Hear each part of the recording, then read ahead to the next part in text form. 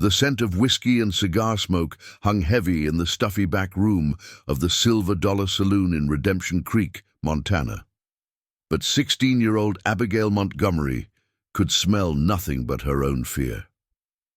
Standing in the corner of the dimly lit gambling den, her hands trembling not with cold but with terror, she watched as the poker players, her father among them, laid their final cards on the green felt table. The year was 1892, and Abigail Montgomery was about to be lost in a poker game to a man she had never met. But this story begins 3 years earlier, when Abigail's world still held promise and her future seemed bright with possibility. Before we jump back in, tell us where you're tuning in from, and if this story touches you, make sure you're subscribed, because tomorrow I've saved something extra special for you. The morning sun streamed through the lace curtains of the modest farmhouse that Abigail shared with her parents and 2 younger brothers on the outskirts of Redemption Creek. At 13, Abigail possessed the kind of quiet beauty that came from a gentle spirit, chestnut hair that fell in natural waves past her shoulders, hazel eyes that reflected both intelligence and kindness, and a slender frame that had just begun to hint at the woman she would become. Abigail stood at the kitchen window, watching her mother tend to the vegetable garden that provided much of their food. Catherine Montgomery moved with grace despite the hard work, pausing occasionally to wipe her brow with the corner of her apron. Even from this distance, Abigail could see her mother's smile when 7-year-old Thomas ran to show her a particularly impressive radish he had pulled from the soil. "Abby," her father called from the barn, "come help me with these harnesses." "Girl." James Montgomery had once been considered one of the most promising young farmers in the territory. Tall and strong, with a booming laugh that could fill a room, he had arrived in Montana with dreams of building a cattle empire that would rival any in the West. He had courted Catherine with stories of the grand house he would build her, the fine clothes their children would wear, and the respect their family name would command throughout the territory. Reality had proven far less grand. The Montgomery farm consisted of 80 acres of decent grazing land, a small herd of cattle that never seemed to grow beyond 30 head, and a farmhouse that was sturdy but plain. James worked hard when the mood struck him, but his ambitious dreams had gradually given way to bitter disappointment. The cattle empire remained a fantasy, while the Montgomery family scraped by with just enough to keep food on the table and maintain appearances in town. Abigail hurried to the barn, knowing that her father's patience was shortest when he had been drinking the night before. She found him struggling with tangled leather straps, his movements clumsy and his expression thunderous. "Here, Pa," she said softly, taking the harness from his hands. "Let me fix that for you." James grunted acknowledgement, watching as Abigail's nimble fingers quickly sorted out the mess he had made. At 13, she had already mastered most of the skills needed to run a household and assist with farm work. Catherine had taught her daughter everything from cooking and sewing to basic animal husbandry, determined that Abigail would have the tools to create a better life than her own. "You're a good girl, Abby," James said, his moment of tenderness as unexpected as it was brief. "Smart like your ma. Don't waste it like she did, marrying a fool with big dreams and empty pockets." Abigail kept her eyes on her work, unsure how to respond to this rare moment of self-awareness from her father. She loved him despite his flaws, his drinking, his gambling, his quick temper that sometimes left her mother with bruises she tried to hide. In his better moments, James Montgomery could be charming and affectionate, telling stories that made his children laugh and teaching them songs from his own childhood in Virginia. It was these glimpses of the man he might have been that made his failures all the more painful for his family to witness. The Montgomerys' lives followed a predictable pattern in those days. James would work the farm with bursts of enthusiastic energy, announcing grand plans for expansion that inevitably fizzled when some new scheme caught his attention. Catherine maintained the household with quiet efficiency, stretching every penny and resource while trying to shield her children from the worst of their father's moods. Abigail helped her mother with domestic duties and her father with the lighter farm work, while also caring for her brothers, Thomas and 5-year-old Samuel. Education was important to Catherine, who had been a schoolteacher before her marriage. She insisted that her children attend the small schoolhouse in Redemption Creek, supplementing their lessons at home with books she borrowed from the minister's wife. Abigail showed particular promise, devouring any reading material she could, and demonstrating a natural aptitude for mathematics that impressed her teachers. "That girl could go on to teaching college in Helena if given the chance," Miss Wilson, the schoolteacher, told Catherine after the spring examinations when Abigail was 14. "She has the sharpest mind I've encountered in all my years of teaching." Catherine's eyes had filled with tears at this assessment. "We'll find a way," she promised, though they both knew that the Montgomery family's finances made such dreams unlikely. Abigail had overheard this conversation, and it filled her with both pride and determination. Perhaps, she thought, she could find work as a shop girl or assistant in one of the businesses in town once she finished her schooling. If she saved carefully, maybe she could eventually afford the train fare to Helena and the tuition for teacher training. It wasn't an impossible dream, though it would require years of careful planning and sacrifice. The summer of Abigail's 14th year brought both joy and the first shadows of the tragedy that would eventually engulf her family.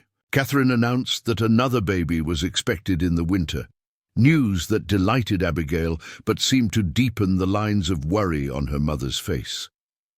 Preparing and narrating this story took us a lot of time, so if you are enjoying it, subscribe to our channel. It means a lot to us. Now back to the story. "Another mouth to feed," James had muttered when told the news, though he quickly forced a smile for his wife's benefit. "Well, maybe this one will be the daughter who finally looks like you instead of having my unfortunate Montgomery nose." Catherine had laughed, her hand protectively covering her still flat stomach. "We happen to love that Montgomery nose on our children," she had said, temporarily dispelling the tension. The pregnancy progressed, without complications through the summer and early fall. Catherine tired more easily than during her previous pregnancies, but she continued to manage the household with her usual competence. Abigail took on additional responsibilities, handling more of the cooking and cleaning while keeping a closer eye on her rambunctious brothers. November brought an early winter to Montana, with snow piling high against the farmhouse and temperatures dropping far below freezing. The cattle needed extra care and feed to survive the harsh conditions, requiring James to spend long hours in the barn and pastures.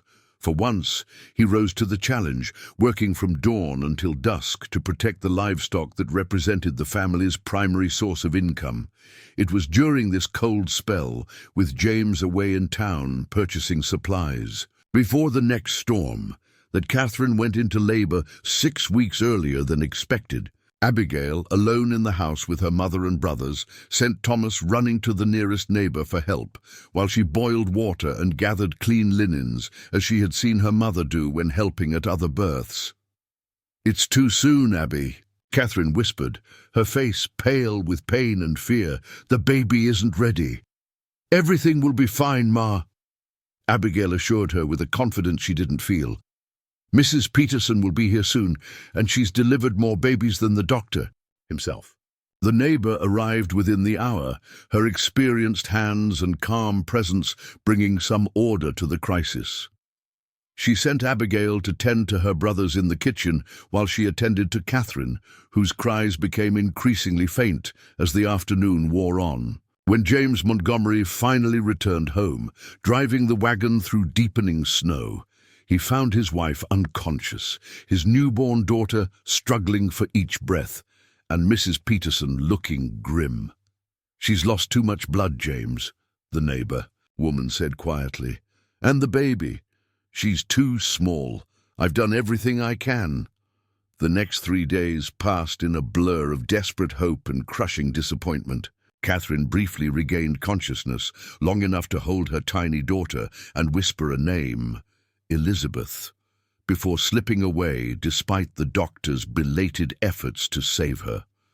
The baby survived only a few hours longer than her mother, her underdeveloped lungs finally giving out as dawn broke on the 3rd day. Abigail moved through this period in a state of numb disbelief, caring for her brothers, preparing simple meals, and trying to keep the household functioning, while her father alternated between silent grief and explosive rage. The community rallied around the family, as frontier communities often did in times of tragedy. Women from town brought food and helped with laundry. Men from neighboring farms saw to the Montgomery cattle and replenished the woodpile. The double funeral was held in the small church in Redemption Creek, with Catherine and baby Elizabeth laid to rest in the windswept cemetery behind the whitewashed building.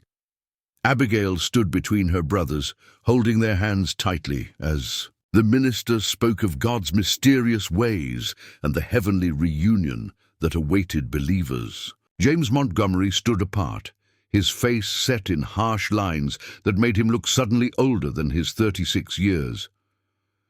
"What happens now, Abby?" Thomas asked as they returned to the silent farmhouse, his 7-year-old face solemn with grief and confusion. "We carry on," Abigail replied, summoning the pragmatic spirit her mother had instilled in her. "We take care of each other. That's what Ma would want." For a few weeks, it seemed that the family might indeed find a way to carry on. James handled his responsibilities soberly, apparently shocked into temporary reformation by the magnitude of his loss. Abigail took over the running of the household, drawing on everything her mother had taught her about cooking, cleaning, and managing with limited resources. The boys returned to school, and a routine of sorts was established, but grief and responsibility proved too heavy a burden for James Montgomery's weak character. By spring, he had resumed his old habits with increased intensity, spending evenings at the saloon in town and returning home in the early hours, reeking of whiskey and sometimes bearing bruises from fights or falls. "Your pa's taking Catherine's death hard," Mrs. Peterson told Abigail when she expressed concern about her father's behavior. "Men don't have the strength for grief that women do. He'll come around in time." But James didn't come around. Instead, his drinking and gambling consumed more and more of the family's dwindling resources. The cattle herd shrank as he sold animals to pay debts or fund his next bet on a sure thing that never materialized. Abigail was forced to leave school to manage the farm and care for her brothers, a sacrifice that broke her heart but seemed unavoidable given the circumstances. By the time Abigail turned 15, the situation had deteriorated further. James was often absent for days at a time, returning only when he needed money or when some creditor had cut him off. Abigail sold eggs and vegetables in town to earn enough for basic necessities, carefully hiding small amounts when she could to ensure the boys had what they needed for school. It was during this period that Abigail first encountered Nathaniel Hayes, the owner of the Double H Ranch that bordered Montgomery land to the north. Hayes was a widower in his early 30s who had moved to Montana after the war, building one of the most successful cattle operations in the territory through hard work and shrewd business sense. Unlike many of the larger ranchers, he was known for fair dealings with smaller neighbors and a willingness to help those in genuine need. Abigail was driving the family's wagon into town, a crate of eggs and bundles of early summer vegetables. In the back, when the wheels struck a rock and shattered the already weakened axle, she was struggling to control the frightened horse when Nathaniel Hayes rode up alongside her. "Whoa there," he called, his deep voice steady and calm as he caught the horse's bridle. "Easy now." The animal settled under his expert handling, allowing Abigail to climb safely down from the precariously tilted wagon. "Miss Montgomery, isn't it?" Hayes asked, removing his hat to reveal dark hair peppered with grey at the temples. His face was tanned from long days outdoors, with lines at the corners of his eyes that spoke of both laughter and hardship. "James's daughter?" "Yes, sir," Abigail replied, distressed at the sight of her broken wagon and scattered produce. "I'm Abigail." Hayes assessed the damage with a practiced eye. "That axle's beyond repair, but I've got a wagon at my ranch that's not seeing much use. You're welcome to borrow it until you can get this one fixed proper." Abigail hesitated, pride warring with practical necessity. "That's very kind, Mr. Hayes, but I wouldn't want to impose." "No imposition," he said simply. "Neighbors help neighbors out here. That's how we all survive." He paused, studying her face. "Your mother taught you that, I expect. She was a fine woman." The unexpected mention of her mother brought tears to Abigail's eyes that she quickly blinked away. "Yes, sir, she was." Hayes pretended not to notice her emotion, focusing instead on securing her horse and salvaging what vegetables could be saved. "I'll have one of my men bring the wagon to your place this afternoon. Can you make it home from here?" "Yes, thank you," Abigail said, gathering her dignity along with her scattered produce. "And I'll make sure it's returned as soon as possible." Hayes nodded, replacing his hat. "No rush. And Miss Montgomery, if you or your brothers need anything else, the Double H is just over the North Ridge." That brief encounter marked the beginning of a cautious friendship. True to his word, Hayes sent a ranch hand with a sturdy wagon that afternoon. When Abigail attempted to return it 3 weeks later, having scraped together enough money to repair her own, Hayes suggested she keep it through the harvest season. "That old wagon was gathering dust in my barn," he told her. "Consider it payment for those excellent apple pies your mother used to bring to the county fair. Best I ever tasted." Abigail knew it was charity, carefully disguised to protect her pride, but she couldn't afford to refuse.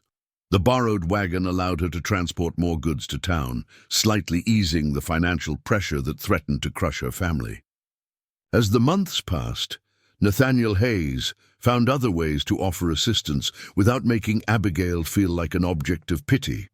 He occasionally hired Thomas to help with odd jobs at the Double H, paying the boy fairly for his work. When one of the Montgomery milk cows fell ill, Hayes happened to be passing by and offered advice that saved the valuable animal.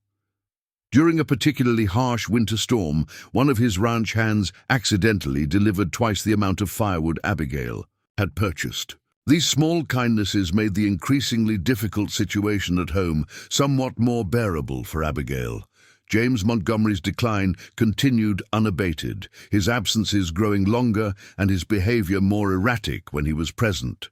Rumors reached Abigail that her father was involved with increasingly disreputable characters in town, running up debts he had no hope of paying. "Your pa was playing cards with Jack Blackwood last night," Mrs. Peterson informed Abigail during one of her visits to the farm. The older woman's face reflected her concern. "That's not company any decent person should keep, Abby. Blackwood's got a mean reputation and powerful friends in Helena who turn a blind eye to his business dealings." Abigail had heard of Jack Blackwood, a wealthy man who had arrived in Redemption Creek 2 years earlier and quickly established himself as a force to be reckoned with. He owned the Silver Dollar Saloon and several other businesses in town, all rumored to be fronts for less legitimate enterprises. Unlike Nathaniel Hayes, who had earned respect through honest work, Blackwood commanded fear through manipulation and occasional violence. "I'll speak to Pa about it," Abigail promised, though she knew her words would have little effect on her father's choices. The confrontation that evening went exactly as she had expected. James dismissed her concerns with angry defensiveness. "I don't need a lecture from my 16-year-old daughter about who I can play cards with," he snapped, the smell of whiskey heavy on his breath. "Blackwood's been good to me, extending credit when others wouldn't give me the time of day." "He's using you, Pa," Abigail argued, trying to keep her voice calm for the sake of her brothers, who were listening from the next room. "Men like that don't extend credit out of kindness." James's face darkened with rage. "You think you're so smart, just like your mother, always looking down on me, always thinking you know better." He grabbed his coat, heading for the door. "I'll show you I've got a big opportunity tonight, and when I come home, you'll see that your pa isn't the fool you think he is." The door slammed behind him, leaving Abigail with a sense of dread that she couldn't shake. Something about her father's manner suggested a desperation beyond his usual bravado. She put her brothers to bed with reassurances she didn't feel, then sat up late into the night, waiting for a return that didn't come. Morning arrived with no sign of James. Abigail went through the motions of preparing breakfast and sending the boys to school, her mind preoccupied with worry about what new trouble her father might have found. By afternoon, when there was still no word, she decided to walk into town to investigate, leaving a note for her brothers to stay with Mrs. Peterson if they returned from school before she did. Redemption Creek was a typical frontier town. One main street lined with wooden buildings, housing the essential businesses that served the surrounding ranches and farms. The Silver Dollar Saloon stood at the far end, its freshly painted exterior and large windows a stark contrast to the weathered appearance of neighboring establishments. Abigail had never entered the saloon before.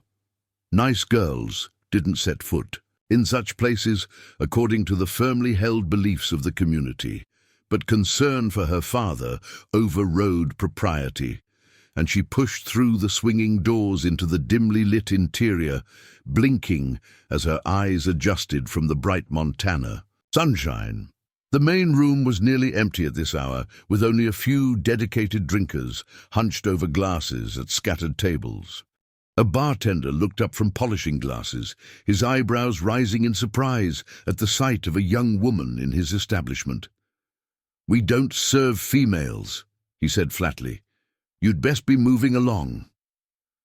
"I'm looking for my father, James Montgomery," Abigail replied, standing her ground despite her discomfort. "I was told he might be here." Before the bartender could respond, a door at the back of the room opened, and a man emerged whom Abigail recognized from town as Jack Blackwood. He was tall and expensively dressed, with the kind of handsome features that might have been attractive if not for the coldness in his eyes. "Montgomery's girl," he said, his tone making it a statement rather than a question. "I thought I heard your voice. Come to collect your father, have you?" Abigail lifted her chin, refusing to be intimidated despite the prickling fear running along her spine. "Is he here, Mr. Blackwood?" Blackwood smiled, the expression never reaching his eyes. "He was. We had quite a night of cards. Your father's an enthusiastic player, though not particularly skilled." He gestured toward the back room. "Perhaps we should discuss this privately. These matters can be sensitive." Every instinct warned Abigail against following this man anywhere private, but concern for her father outweighed caution. She nodded stiffly and followed Blackwood to the back room, remaining near the door as he closed it behind them. The room was set up for gambling, with a large table covered in green felt dominating the space. The air was stale with cigar smoke and spilled liquor. Abigail noticed playing cards and chips still scattered across the table, evidence of a game, abandoned in haste. "Where is my father now?" she asked, getting straight to the point. Blackwood leaned against the table, studying her with an intensity that made her skin crawl. "Your father lost quite heavily last night, more than he could possibly pay with his current, financial limitations." Abigail felt a cold knot form in her stomach. "How much?" The final tally was just over $2,000. The figure was staggering, more money than their entire farm and remaining cattle were worth. Abigail knew immediately that this was no ordinary gambling debt. No reasonable man would extend that much credit to someone in her father's position. "That's impossible," she said, her voice steadier than she felt.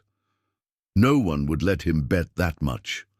Blackwood shrugged elegantly. "The liquor flowed freely, and your father was quite convinced that his luck was about to turn.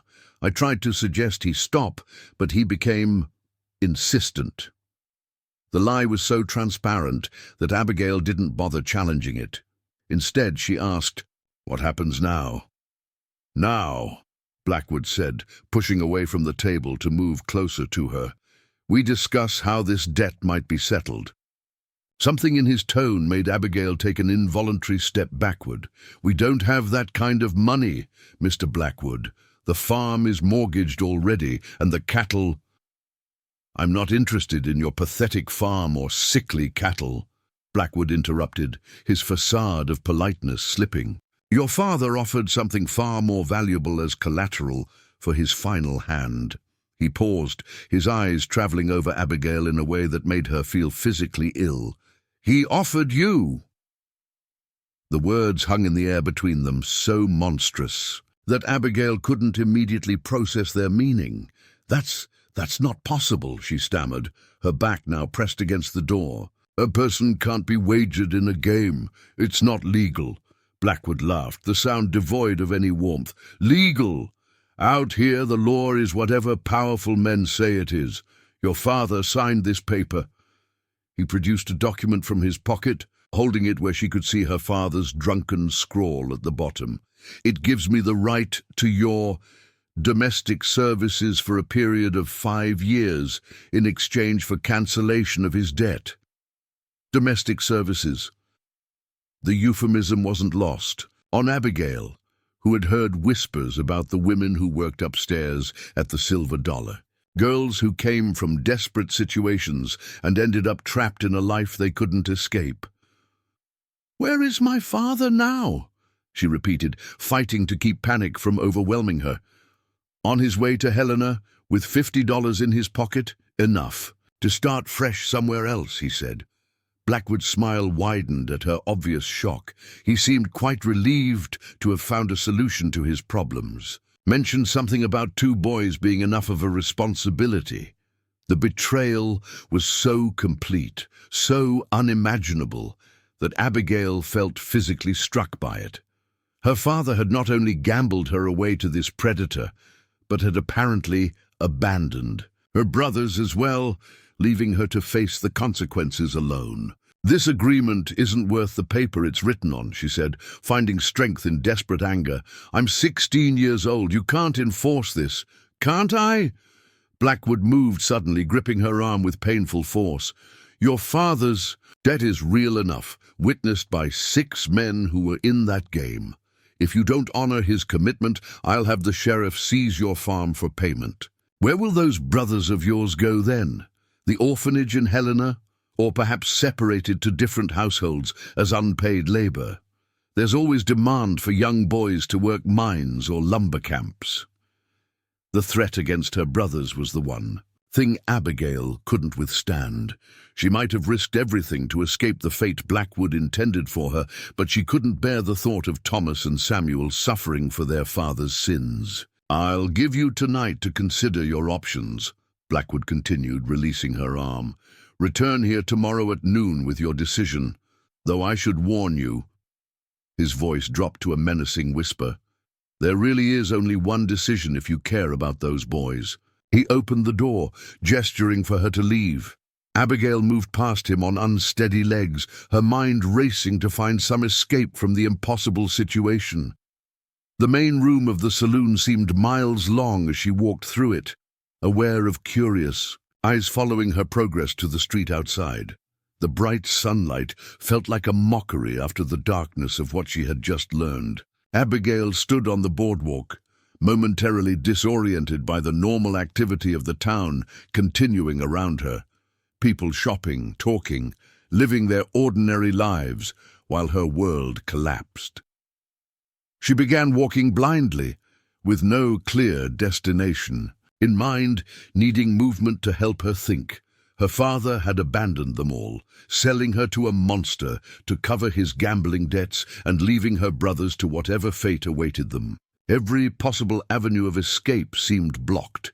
Even if she took the boys and fled, where could they go? How would she support them?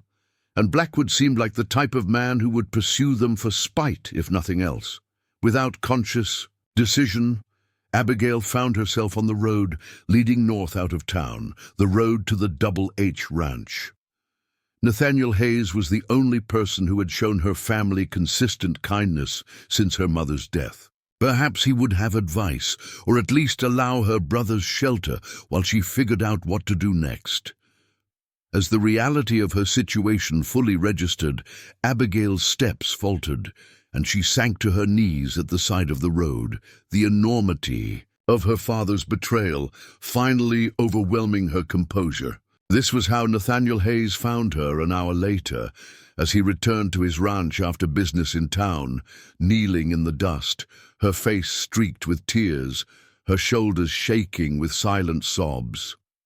Hayes reined his horse to a stop, dismounting, with the fluid grace of a man who had spent most of his life in the saddle. "Miss Montgomery? Abigail? Are you hurt?" She looked up at the sound of his voice, trying to compose herself, but failing utterly. "Mr. Hayes, my father." Hayes crouched beside her, his weathered face creased with concern. "Whatever it is, we'll sort it out. Can you stand?" Abigail nodded, accepting his hand to help her to her feet. The simple human kindness in his touch nearly undid her again after Blackwood's threatening grip. "Come along to the ranch," Hayes said gently. "Mrs. Cooper just made fresh lemonade, and whatever trouble you're in will seem at least a little less dire once you're out of this heat." He helped her mount his horse, then walked alongside, leading the animal toward the Double H Ranch house, visible in the distance. Abigail's mind raced as they traveled in silence. Could she tell this man the shameful truth? Would he even believe such an outrageous story? And if he did, what could he possibly do against someone like Jack Blackwood? Yet as the ranch house grew closer, Abigail realized she had nowhere else to turn. Her brother's future and her own now depended on whether Nathaniel Hayes was truly the decent man he appeared to be, or if her father's betrayal had destroyed her ability to recognize the difference between kindness and exploitation. The scent of whiskey and cigar smoke hung heavy in the stuffy back room of the Silver Dollar Saloon in Redemption Creek, Montana. But 16-year-old Abigail Montgomery could smell nothing but her own fear. Standing in the corner of the dimly lit gambling den, her hands trembling not with cold but with terror, she watched as the poker players, her father among them, laid their final cards on the green felt table. The year was 1892, and Abigail Montgomery was about to be lost in a poker game to a man she had never met. Mrs. Cooper, the housekeeper at the Double H Ranch, was a plump, motherly woman whose efficiency ran the sprawling household with clockwork precision. She took one look at Abigail's tear-stained face and immediately ushered the girl into the kitchen, settling her at the large oak table with a glass of cold lemonade and a plate of fresh-baked cookies before Abigail could even begin to explain her situation. "You drink that and catch your breath, child," Mrs. Cooper instructed, shooting a questioning glance at Nathaniel Hayes, who had followed them inside. "Whatever's troubling you will seem less overwhelming once you've had something sweet in your stomach." The kitchen of the Double H Ranch house was nothing like Abigail had imagined. Where the Montgomery farmhouse kitchen was small and functional, this room was spacious and welcoming, with large windows that filled the space with afternoon sunlight. Copper pots hung in gleaming rows above a massive iron stove, and bunches of herbs dried from ceiling beams, filling the air with a pleasant earthy fragrance. Nathaniel Hayes removed his hat and hung it on a peg by the door, his movements unhurried but purposeful. "Mrs. Cooper, Miss Montgomery has had quite a shock. We'll need some privacy to discuss her situation." "Of course, Mr. Hayes," the housekeeper replied, her curiosity evident, but her discretion absolute. "I'll be in the garden if you need anything further." When they were alone, Hayes took a seat across from Abigail, his expression compassionate but steady. "Now then, Abigail, tell me what's happened." The simple, direct question broke through the numbness that had settled over Abigail since her confrontation with Blackwood. Words poured out of her in a disjointed narrative. Her father's gambling, his shocking betrayal, the impossible choice she faced, and her fear for her brother's safety. Hayes listened without interruption, his face growing increasingly grave, as the full horror of her situation became clear. "Let me be certain I understand correctly," he said when she finally fell silent. "Your father lost a substantial sum to Jack Blackwood in a poker game. As collateral, he signed a document purporting to indenture you to Blackwood for 5 years of domestic service. He then abandoned you and your brothers, and Blackwood is threatening to seize your farm if you don't present yourself at noon tomorrow to begin this so-called service." Abigail nodded miserably. "It sounds even more impossible when you say it aloud. But I saw the paper with Pa's signature, and Blackwood said if I don't honor it, he'll make sure Thomas and Samuel suffer." Hayes's jaw tightened, a muscle working in his cheek as he visibly controlled his anger. What your father did was not only morally reprehensible, but legally unenforceable. No court in this territory would uphold such a document. "But Blackwood said, Blackwood relies on fear and ignorance to control people," Hayes interrupted, his voice gentle despite the steel in his words. "He knows perfectly well that his agreement wouldn't stand up to legal scrutiny, but he also knows that most people, especially a 16-year-old girl trying to protect her brothers, won't have the resources to challenge him." A flicker of hope stirred in Abigail's chest. "Then I don't have to go to him tomorrow?" Hayes' expression turned somber. "Unfortunately, it's not that simple. Blackwood is a dangerous man with connections in places that matter. Your father's gambling debt is real, witnessed by others. While Blackwood can't legally claim you as payment, he could potentially pursue seizure of your property to satisfy the debt." The brief hope withered as quickly as it had bloomed. "Then I have no choice. Without the farm, we have nothing, nowhere to live, no way to support ourselves." Abigail's voice cracked. "At least if I go to Blackwood, my brothers will still have a home." "There is always a choice, Abigail," Hayes said firmly, "and sacrificing yourself to a man like Blackwood is not one I'm willing to accept." Something in his tone, the absolute certainty, the unexpected personal investment in her welfare, made Abigail look up sharply. Nathaniel Hayes was studying her with an intensity that might have been unsettling, if not for the fundamental decency evident in his expression. "Why would you help me?" she asked, the question escaping before she could consider its propriety. "We're hardly more than acquaintances." A shadow passed over Hayes's face, some old pain briefly visible before he controlled his features.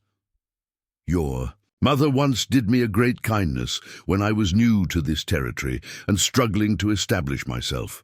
Catherine Montgomery was a remarkable woman who saw worth in people others dismissed." He paused, then added more quietly, "And I have my own reasons for wanting to see Jack Blackwood's influence in this community diminished." Before Abigail could inquire further about this cryptic statement, Hayes rose from the table, his decision apparently made. "Your brothers will be finished with school soon. We should collect them and their belongings from your farm before dark." "Collect them?" Abigail repeated, confused. "What do you mean?" "You and your brothers will stay here at the Double H until this situation is resolved," Hayes stated, as if this were the most natural solution in the world. "The ranch house has plenty of empty rooms, and Mrs. Cooper has been complaining for years that she has too much space to manage alone." Abigail stared at him in disbelief. "Mr. Hayes, I couldn't possibly—" "You can and you will," he interrupted, his tone brooking no argument. "This isn't charity, Abigail. I'll expect you to earn your keep. Mrs. Cooper needs help with the household, and I've been meaning to hire a tutor for my foreman's children. Your teacher in town speaks highly of your academic abilities." The practical arrangements he proposed made the offer slightly easier for Abigail to accept, though she remained wary of creating new obligations she couldn't fulfill. "And my brothers, boys of their age can always find useful work on a ranch," Hayes replied with a slight smile. "Thomas is old enough to help with the horses, and even young Samuel can feed chickens and collect eggs." He moved toward the door, collecting his hat from the peg. "Come along. We'll take the wagon and be back before supper. Mrs. Cooper sets a fine table, and I imagine you and your brothers could use a proper meal after everything you've been through."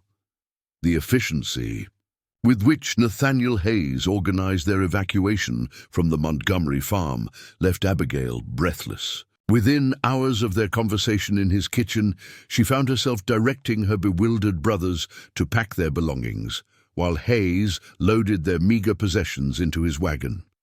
Mrs. Peterson, summoned from her neighboring farm to help, clucked sympathetically as she bundled together the boys' clothing. "It's for the best, Abby," the older woman assured her. "That father of yours has been heading for disaster for years. At least Mr. Hayes is offering you children a safe place to land." Thomas, at 10, was old enough to understand some of what had happened, though Abigail had spared him the worst details of their father's betrayal. "Pa's really not coming back?" he asked as he carefully wrapped his few treasured possessions in an old shirt, a pocket knife, a carved wooden horse, a book of adventure stories his mother had given him for his 8th birthday. "No, Thomas, he's not," Abigail answered honestly. "He's gone to Helena, and I don't expect we'll see him again." The boy nodded, his young face solemn. "Good. He made you cry too much." Samuel, not yet 8, understood less, but seemed excited by the adventure of moving to a real ranch. "Will there be horses I can pet?" he asked Nathaniel Hayes, looking up at the tall rancher with innocent curiosity. "More horses than you can count," Hayes assured him, his usually stern expression softening.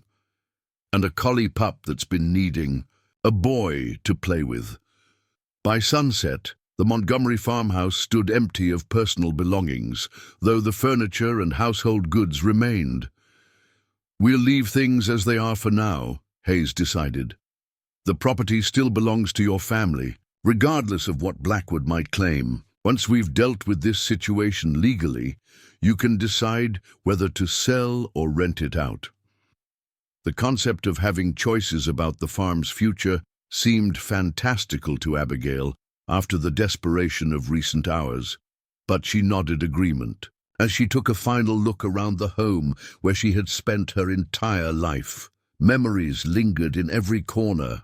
Her mother at the stove, singing softly as she prepared dinner. Her father in better days, playing his fiddle by the fire while the family clapped along. Baby Samuel taking his first steps across the worn wooden floor. "We can come back someday if you want to," Hayes said quietly, seeming to understand the emotions behind her silence.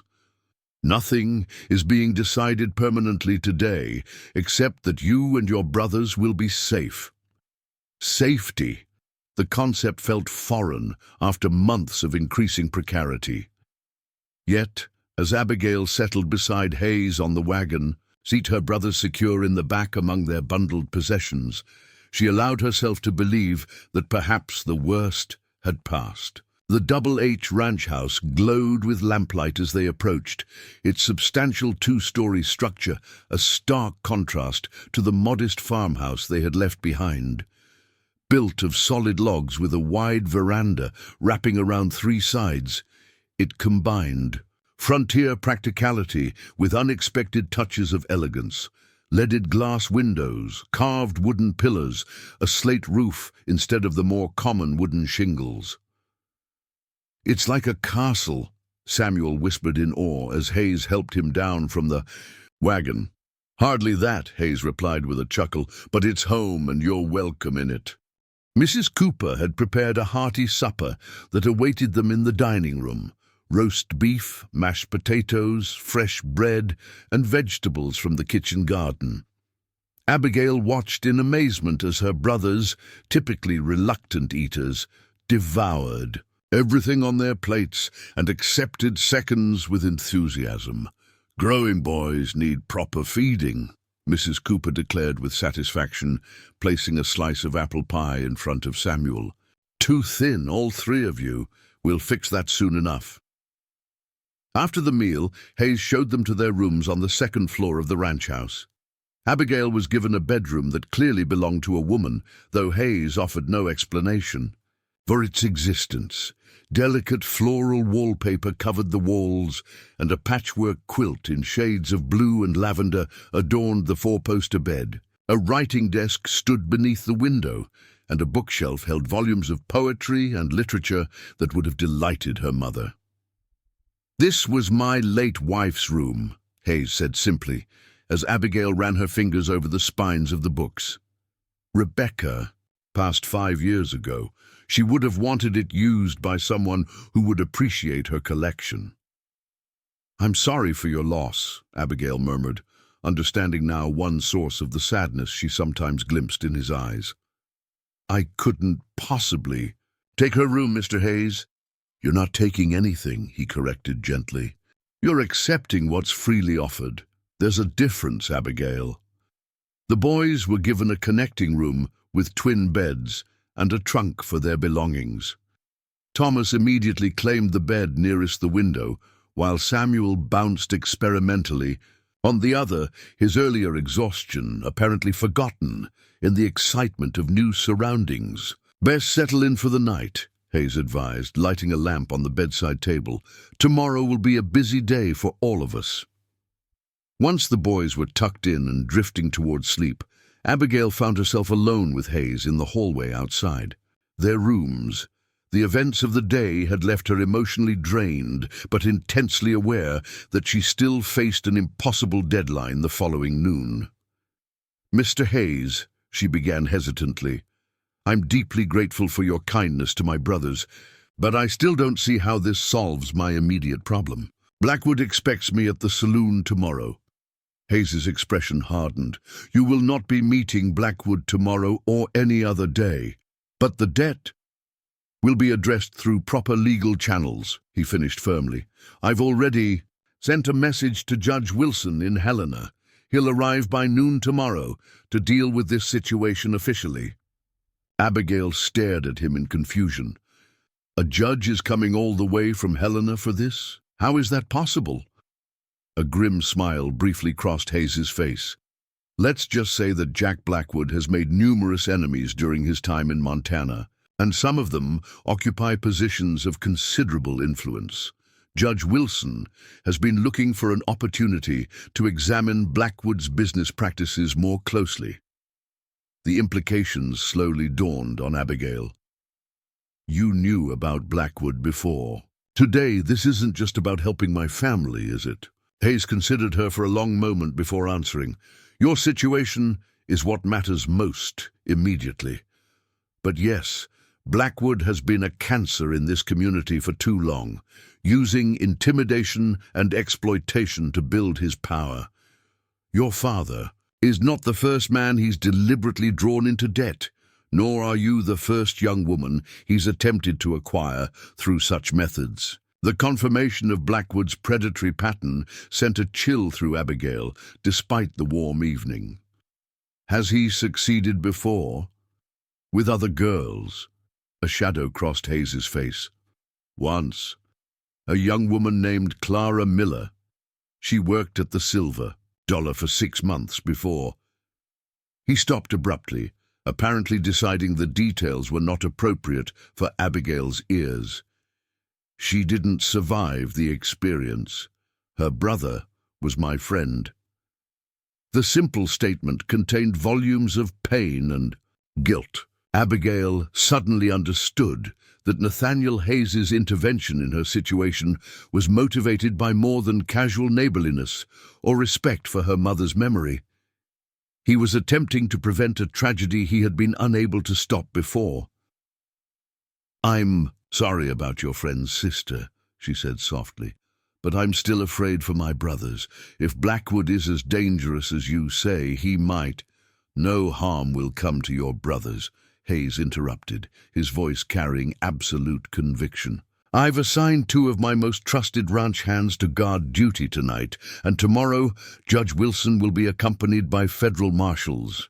Blackwood is powerful in Redemption Creek, but not powerful enough to challenge federal authority." The thoroughness of Hayes's preparations both reassured and unsettled Abigail. He had mobilized significant resources with remarkable speed, suggesting connections and influence she hadn't suspected when she thought of him simply as a neighboring rancher. "Try to get some rest," Hayes advised, apparently reading the confusion on her face. "Tomorrow will bring changes, but I promise they'll be for the better." Despite her exhaustion, sleep eluded Abigail for much of the night.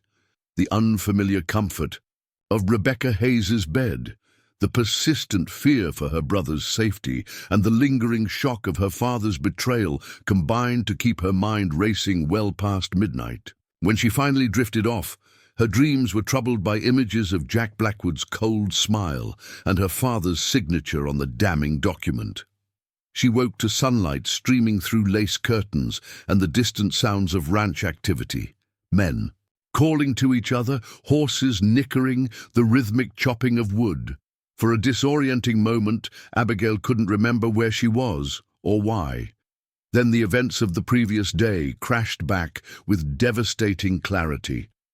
A soft knock at the doctor preceded Mrs. Cooper's entrance with a tray bearing coffee, fresh rolls, and a small vase containing wildflowers. "Good morning, Miss Montgomery.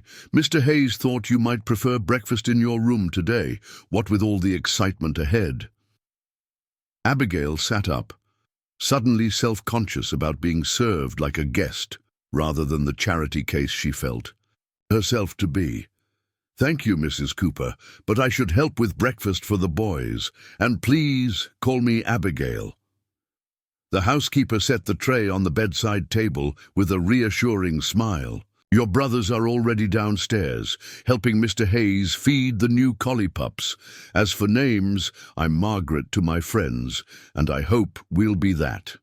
She moved to the wardrobe, opening it to reveal several dresses that appeared to be approximately Abigail's size. "Mr. Hayes mentioned you left most of your things at the farm. These belong to his niece, who visited last summer. They should do until we can see about getting you proper clothes of your own." Overwhelmed by this additional kindness, Abigail could only nod her thanks as Mrs. Cooper, Margaret, left her to dress and collect herself. The dress she selected was simple, but of far finer quality than anything she had ever owned, made of blue cotton with delicate white piping at the collar and cuffs. It fit well enough, though it was slightly loose around the waist, evidence of the weight she had lost during the difficult months since her mother's death. Downstairs, Abigail found the kitchen transformed from its peaceful state of the previous afternoon. Thomas and Samuel sat at the table, eagerly describing their morning adventures to a surprisingly patient Nathaniel Hayes. A squirming puppy occupied Samuel's lap, while Thomas was demonstrating how he had already learned to make the proper whistle to call the ranch dogs. "Abby!" Samuel exclaimed when he spotted her in the doorway. "Mr. Hayes has 8 puppies, and he said I can help name this one." Hayes rose from his chair, greeting her with a nod that somehow managed to convey both respect and concern for her well-being. "I hope you manage some rest. We have much to discuss before Judge Wilson arrives." The seriousness in his tone contrasted sharply with the domestic tableau, reminding Abigail that their situation remained precarious despite the temporary sanctuary of the Double H. "Boys," she said, "why don't you take the puppy outside for a while? I need to speak with Mr. Hayes." Once the children had departed, Hayes guided Abigail to his study, a room that reflected its owner's practical nature and unexpected intellectual depth. A massive oak desk dominated the space, its surface covered with maps, ledgers, and correspondence. Bookshelves lined the walls, filled not just with the expected agricultural references, but also works of history, philosophy, and classic literature. "Judge Wilson will arrive around 11, Hayes began, without preamble, gesturing for Abigail to take a seat in one of the leather chairs facing his desk. "He'll need to hear your account of what happened with Blackwood directly. Are you prepared?" "Oh, for that?" Abigail straightened her shoulders, drawing on reserves of courage she hadn't known she possessed until recent events had demanded their emergence. "Yes, I'll tell him everything exactly as it happened." Hayes nodded approvingly. "Good. The judge is a fair man, but he'll expect clear, honest testimony." He hesitated before continuing. "There's something else we need to discuss, Abigail. Something that may offer a more permanent solution to your situation." The seriousness in his expression made Abigail tense. "What kind of solution?" Hayes seemed to choose his words with extreme care. "Judge Wilson can invalidate the so-called agreement your father made with Blackwood, but that still leaves the issue of the gambling debt itself. While Blackwood can't legally claim you as payment, he could potentially pursue your property through other legal channels."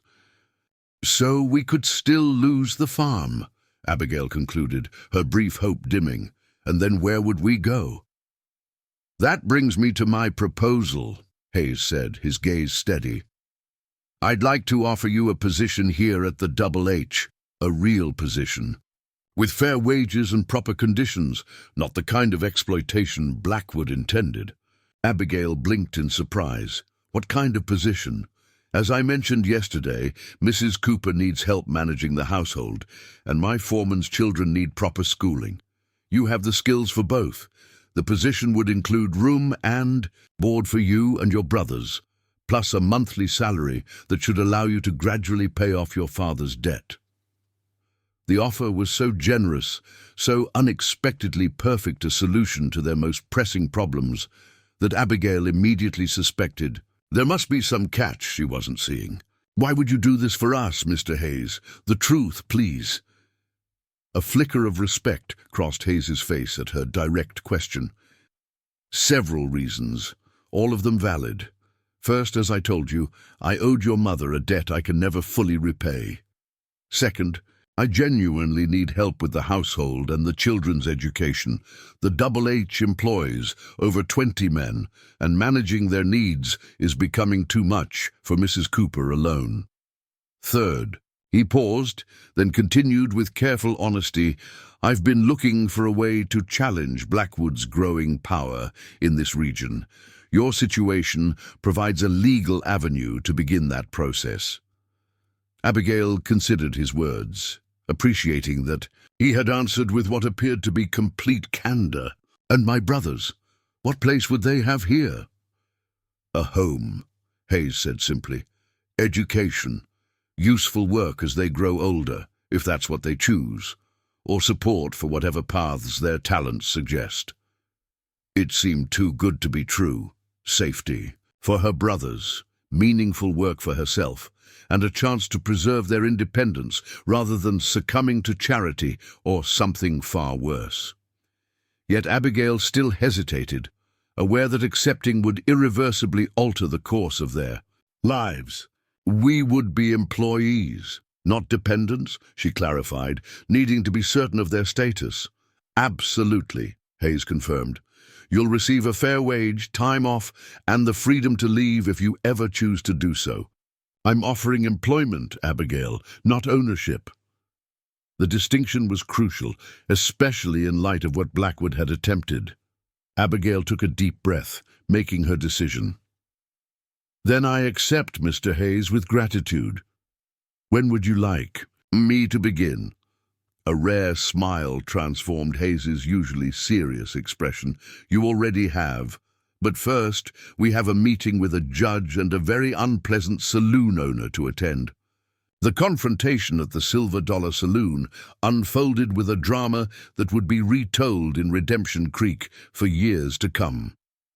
Judge Wilson, a stern-faced man whose weathered appearance belied a razor-sharp legal mind, arrived precisely at 11 with 2 federal marshals in tow. Nathaniel Hayes accompanied them, along with Abigail, whose courage never faltered despite the intimidating circumstances. Jack Blackwood received the unexpected delegation in his back room with poorly concealed alarm, his customary confidence evaporating as Judge Wilson presented official documents authorizing an investigation into his business practices. "This is preposterous," Blackwood blustered, his cold eyes darting between the judge and Hayes. "I run legitimate enterprises. The girl's father lost a fair game and signed a perfectly legal promissory note." Judge Wilson examined the document. Blackwood produced, his expression growing increasingly severe as he read, "Mr. Blackwood, this paper purports to indenture a minor child to pay her father's gambling debts through unspecified domestic services. It violates no fewer than 6 territorial statutes and at least 2 federal laws." He removed his spectacles, fixing Blackwood with a penetrating stare. "Were I to take this document at face value, I would be obligated to order your immediate arrest." Blackwood's facade cracked further. "The debt is still valid, regardless of how it might be paid. Montgomery owes me $2,000, a sum that appears highly suspicious given his known financial circumstances," the judge observed dryly, "almost as if someone deliberately extended excessive credit to a man with a drinking problem for the specific purpose of creating an unpayable debt." "Here," Nathaniel Hayes spoke up, his deep voice carrying quiet authority. "Judge Wilson, I believe you'll find similar patterns with other vulnerable individuals in this community.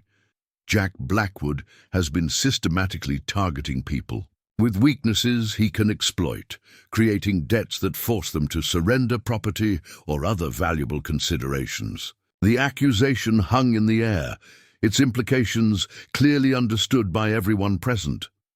Blackwood's predatory business practices, long whispered about but never officially challenged, were being dragged into the light.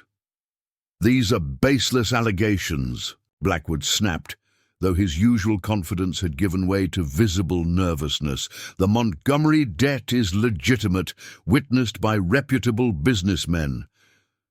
6 of your employees can hardly be considered disinterested witnesses," Judge Wilson countered. "Nevertheless, to resolve this specific matter efficiently, Mr. Hayes has offered to negotiate a settlement." Blackwood's gaze snapped to Hayes, calculation replacing fear in his expression. "What kind of settlement?" Hayes stepped forward, his manner coldly professional. $500 to cancel James Montgomery's debt in full, with legal documentation releasing any claim on his property or family members." "500?" Blackwood scoffed. "The debt is 4 times that amount." "The debt is whatever. A court would determine it to be after a thorough investigation of how it was incurred," Judge Wilson interjected. "An investigation that would necessarily include examining all of your business practices, Mr. Blackwood. I suggest you consider Mr. Hayes's offer carefully." The implied threat was unmistakable. If Blackwood refused the settlement, he faced not just the loss of this particular debt, but potentially the unraveling of his entire operation under legal scrutiny. For a moment, rage contorted Blackwood's handsome features, transforming them into something ugly and revealing. Then, with visible effort, he reasserted control over his expression. "Fine. 500. But I want it in writing that this concludes all matters related to Montgomery." "Agreed," Hayes said immediately, producing a document that had clearly been prepared in advance. "Judge Wilson has already reviewed these terms. They protect both Miss Montgomery and her brothers from any future claims, while releasing you from any liability related to your attempt to indenture her." The settlement was signed within minutes, Blackwood's hand shaking slightly as he affixed his signature beneath Hayes's neat script. Judge Wilson and the marshals witnessed the document, making it legally binding. "This matter is concluded," the judge declared, gathering the papers. "However, Mr. Blackwood, I feel obligated to inform you that my office will be conducting a broader review of business practices in Redemption Creek over the coming months. I strongly suggest you ensure that all your affairs are in strict compliance with territorial law." As they departed the saloon, Abigail felt a weight lift from her shoulders that she hadn't fully acknowledged until it was gone. The nightmare that had begun with her father's betrayal had ended not with her enslavement, but with her first step toward genuine independence. "Is it really over?" she asked Hayes as they walked toward the waiting wagon. He considered her question with characteristic thoroughness before answering. "This immediate danger is past. Blackwood won't risk further action against your family now that Judge Wilson is involved, but building a new life for you and your brothers will take time and effort." "I'm not afraid of hard work," Abigail replied with quiet dignity. "As long as my brothers are safe, I can face whatever comes next." Hayes studied her face, something like admiration briefly visible in his usually guarded expression. "I believe you can, Abigail Montgomery. In fact, I'm counting on it." As they drove away from Redemption Creek toward the Double H Ranch, Abigail felt the first stirrings of hope she had experienced since her mother's death. The future remained uncertain, but for the first time in many months, uncertainty held. The promise of possibility rather than the threat of disaster. The wagon crested a hill, revealing the sprawling ranch below. Pastures dotted with cattle, fenced corrals containing magnificent horses, the solid log house standing like a fortress.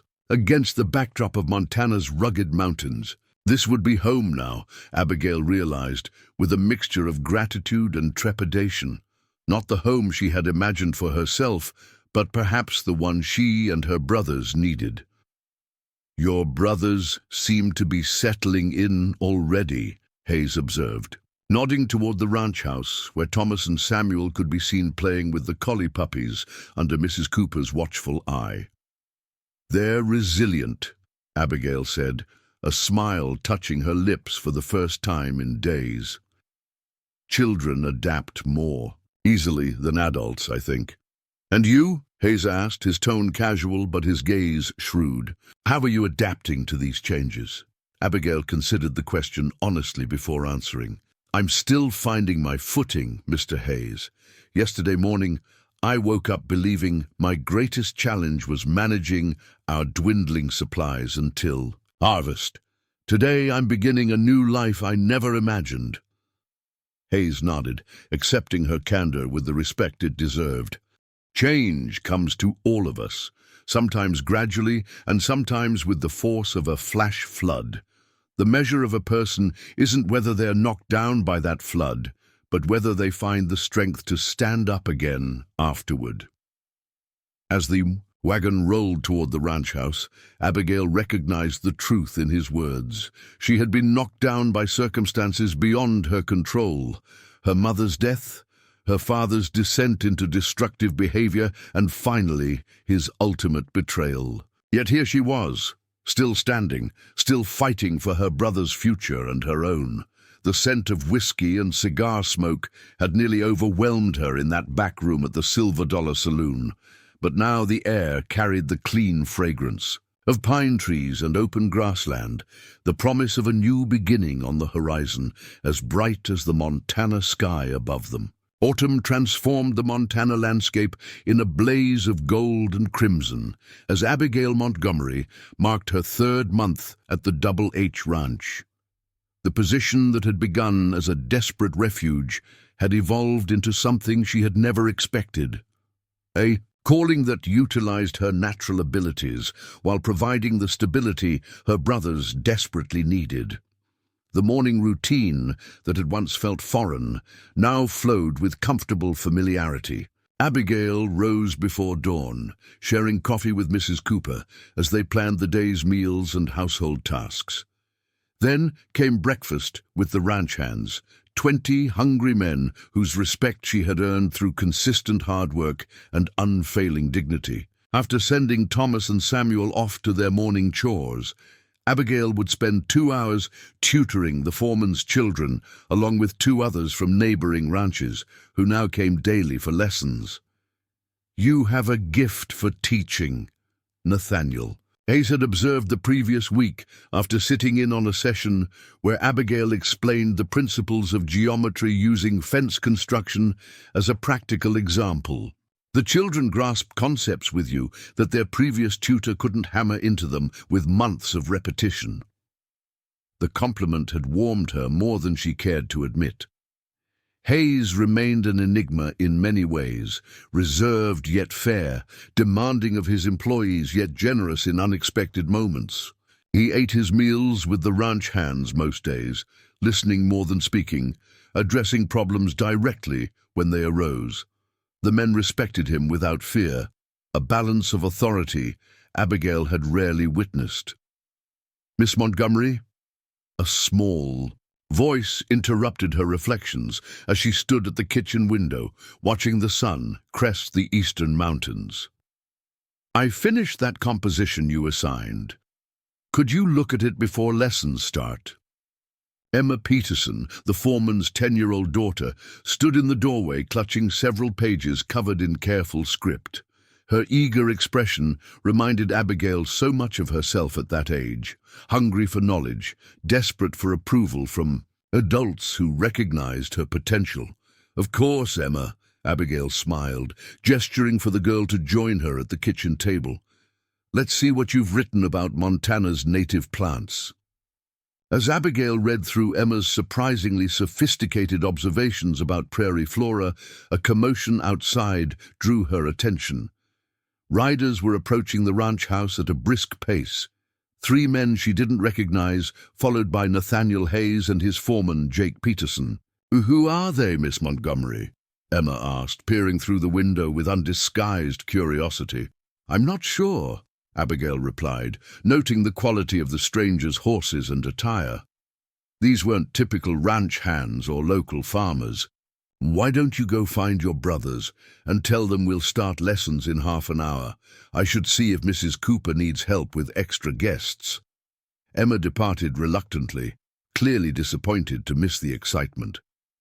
Abigail moved toward the pantry where Mrs. Cooper was taking inventory, but before she could relay the news of visitors, the kitchen door opened and Nathaniel Hayes entered, his expression uncharacteristically animated. "Abigail," he said, using her first name, as he increasingly did when they were not in formal company. "I need to introduce you to some visitors who've come a considerable distance." Before she could respond, 3 men filed into the kitchen behind Hayes. The eldest was perhaps 60, with distinguished silver hair and the bearing of someone accustomed to authority. The second appeared to be in his 40s, tall and scholarly, with wire-rimmed spectacles perched on his nose. The youngest, closer to 30, had the weathered look of someone who spent significant time outdoors, despite his formal attire. "Gentlemen, this is Miss Abigail Montgomery," Hayes introduced her with evident pride. "Abigail, may I present Professor William Thornton, head of the Education Department at Montana Territorial College in Helena, Dr. James Barrett, the college's president, and Mr. Robert Sinclair, representing the Helena Educational Foundation." Abigail felt heat rise to her cheeks as she smoothed her apron, acutely aware of her informal appearance before such distinguished visitors. "It's an honor to meet you, gentlemen, though I wish I'd had notice to prepare properly for guests." Dr. Barrett waved away her concern with a warm smile. "Please don't trouble yourself on our account, Miss Montgomery. We've imposed on Mr. Hayes's hospitality without warning, driven by considerable curiosity after hearing about your educational program here." "My program?" Abigail echoed, glancing questioningly at Hayes. "I took the liberty of writing to Dr. Barrett about your teaching methods," Hayes explained. "The innovative way you've combined academic subjects with practical ranch applications has produced remarkable results in a very short time." Professor Thornton stepped forward, his keen eyes studying Abigail with professional interest. "Mr. Hayes tells us you have no formal teacher training, yet you've developed an approach that engages children who previously struggled with traditional instruction. We'd very much like to observe your methods firsthand, if you wouldn't object." Abigail blinked in surprise, trying to process this unexpected development. Her informal lessons with the ranch children had been born of necessity and intuition, rather than any grand educational theory. She drew on memories of her mother's teaching techniques, adapted for the practical realities of frontier life. "I indeed would be honored to have you observe, Professor, though I should warn you that our schoolroom is simply the ranch house dining room cleared of its usual purpose. We have limited materials, and limitations often spark the greatest innovation, Miss Montgomery," Dr. Barrett interrupted gently. "Some of the most significant educational advances have emerged from frontier settings precisely because teachers must improvise with available resources." The conversation was interrupted by the arrival of the children, 5 in total, ranging from 8 to 12 years old. They stopped short in the doorway, wide-eyed at the sight of strangers in their familiar learning space. "Children," Abigail said, recovering her composure, "we have distinguished visitors today who would like to observe our morning lessons. Please welcome Dr. Barrett, Professor Thornton, and Mr. Sinclair from Helena." The children mumbled polite greetings, their curious gazes shifting between the visitors and Abigail, clearly wondering how this would affect their usual routine. "Perhaps we should proceed as normally as possible," Abigail suggested, gesturing toward the dining room, where the table had already been cleared for their use. "Today, we were planning to continue our study of fractions through practical application." As the children filed into the dining room, Mrs. Cooper appeared from the pantry, wiping her hands on her apron. "I'll prepare coffee for your guests, Miss Montgomery, and perhaps those cinnamon rolls I baked this morning would be appropriate." "Thank you, Mrs. Cooper," Abigail replied gratefully, appreciating the housekeeper's unflustered efficiency in unexpected situations. The morning lesson proceeded with Abigail doing her best to ignore the distinguished observers seated at the far end of the room. She began with a review of basic fraction concepts, then transitioned to the practical application she had planned, using recipes to understand proportional relationships. "When we double a recipe," she explained, distributing cards with simple instructions for cornbread, "we're multiplying every fraction by 2. Emma, if the original recipe calls for 3/4 cup of cornmeal, how much will we need when making twice as much?" 1.5 cups, Miss Montgomery," Emma answered promptly. "Excellent. And William, if we need to make only half the original recipe because we're feeding fewer people, how much buttermilk would we use if the original calls for 1 1/3 cups? William Peterson, Emma's younger brother, scrunched his face in concentration. Before responding, "That would be 2/3 cup, Miss Montgomery." "Very good," Abigail praised, noting with peripheral awareness that Professor Thornton was writing rapidly in a small notebook. The lesson continued with each child calculating various measurements for scaled recipes. Once the mathematical principles were thoroughly reviewed, Abigail led them to the practical component, actually preparing cornbread in the kitchen under Mrs. Cooper's watchful eye. Each child measured ingredients using their calculated proportions, connecting abstract fractions with tangible results they could later taste. When the children were engrossed in their baking, Professor Thornton approached Abigail, his expression thoughtful. "Most impressive, Miss Montgomery. You've accomplished something many trained educators struggle with, making mathematics relevant to daily life in a way children can immediately grasp." It seems natural to connect learning with real tasks they can see the purpose of, Abigail replied modestly. My mother taught me that education isn't just about memorizing facts, but understanding how knowledge applies to the world around us. Your mother sounds like she was ahead of her time, Dr. Barrett commented, joining their conversation. Did she have formal training? She was a school teacher before her marriage, Abigail explained, feeling a familiar pang at memories of her mother.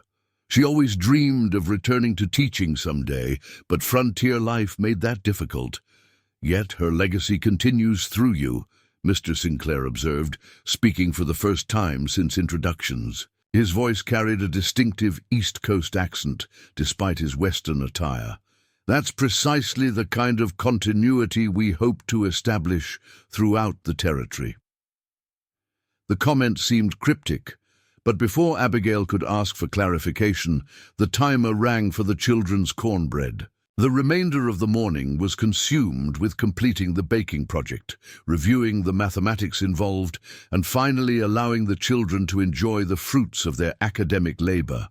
When lessons concluded at noon, Nathaniel Hayes invited the visitors to join him for lunch on the veranda, suggesting that Abigail might like to join them once she had settled the children with their afternoon activities.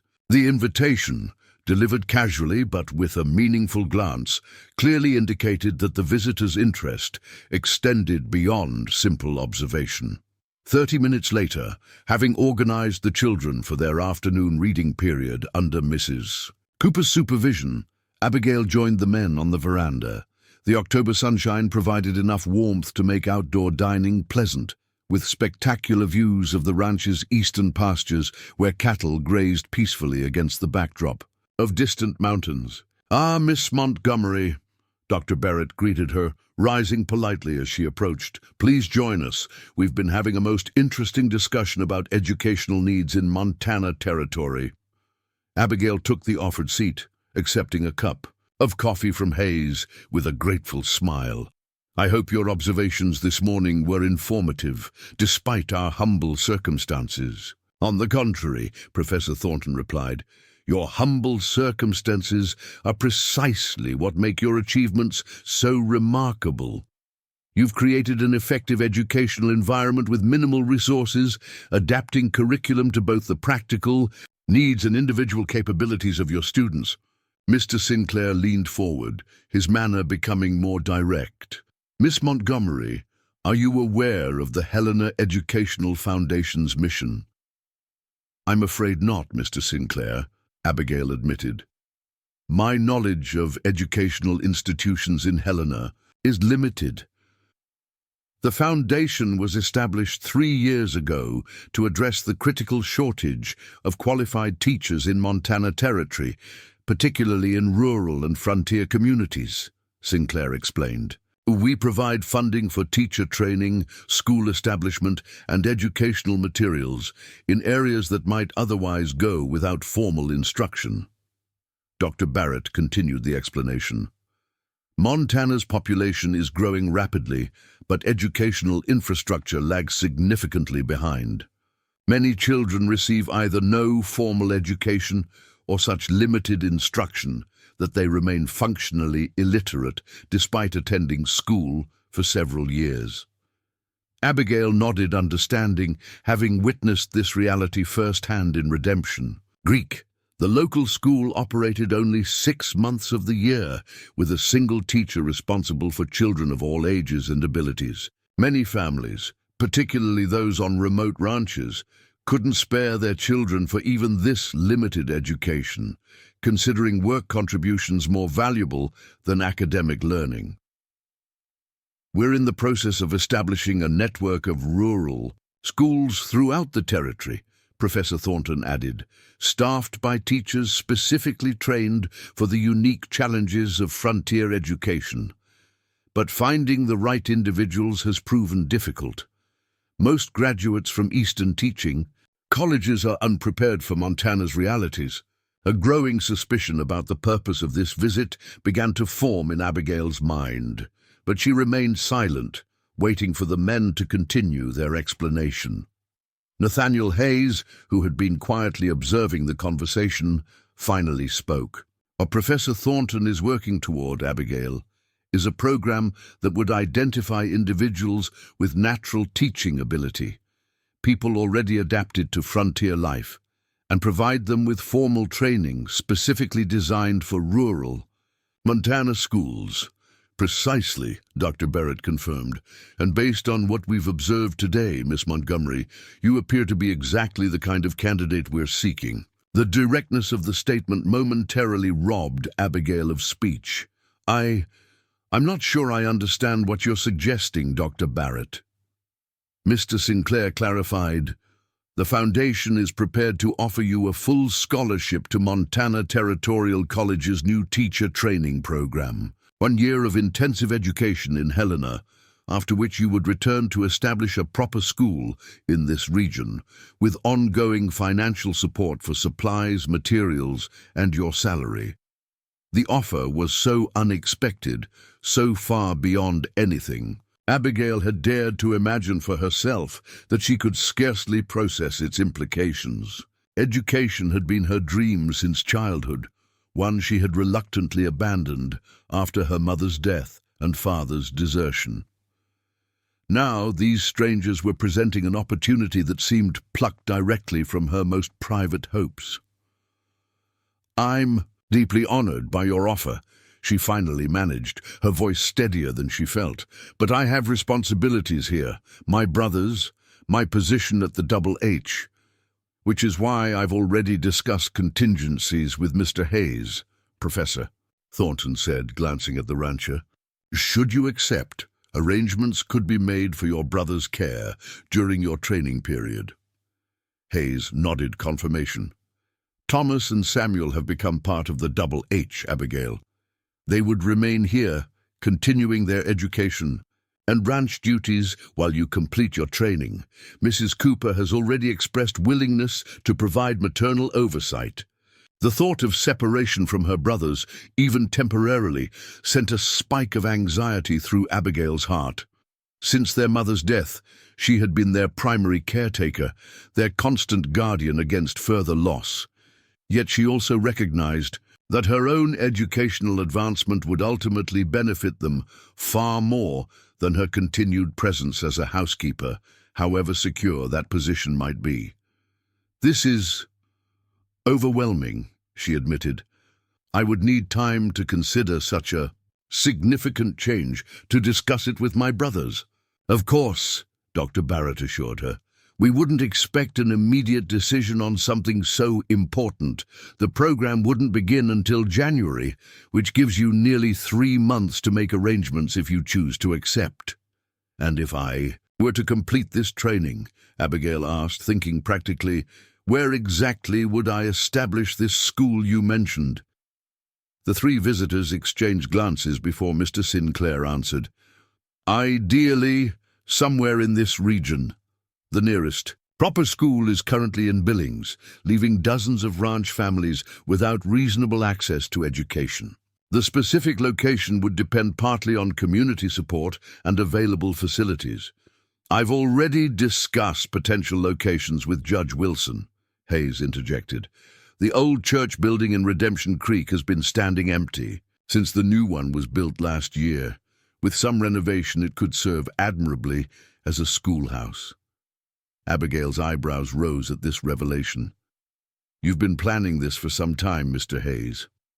A rare smile crossed his face.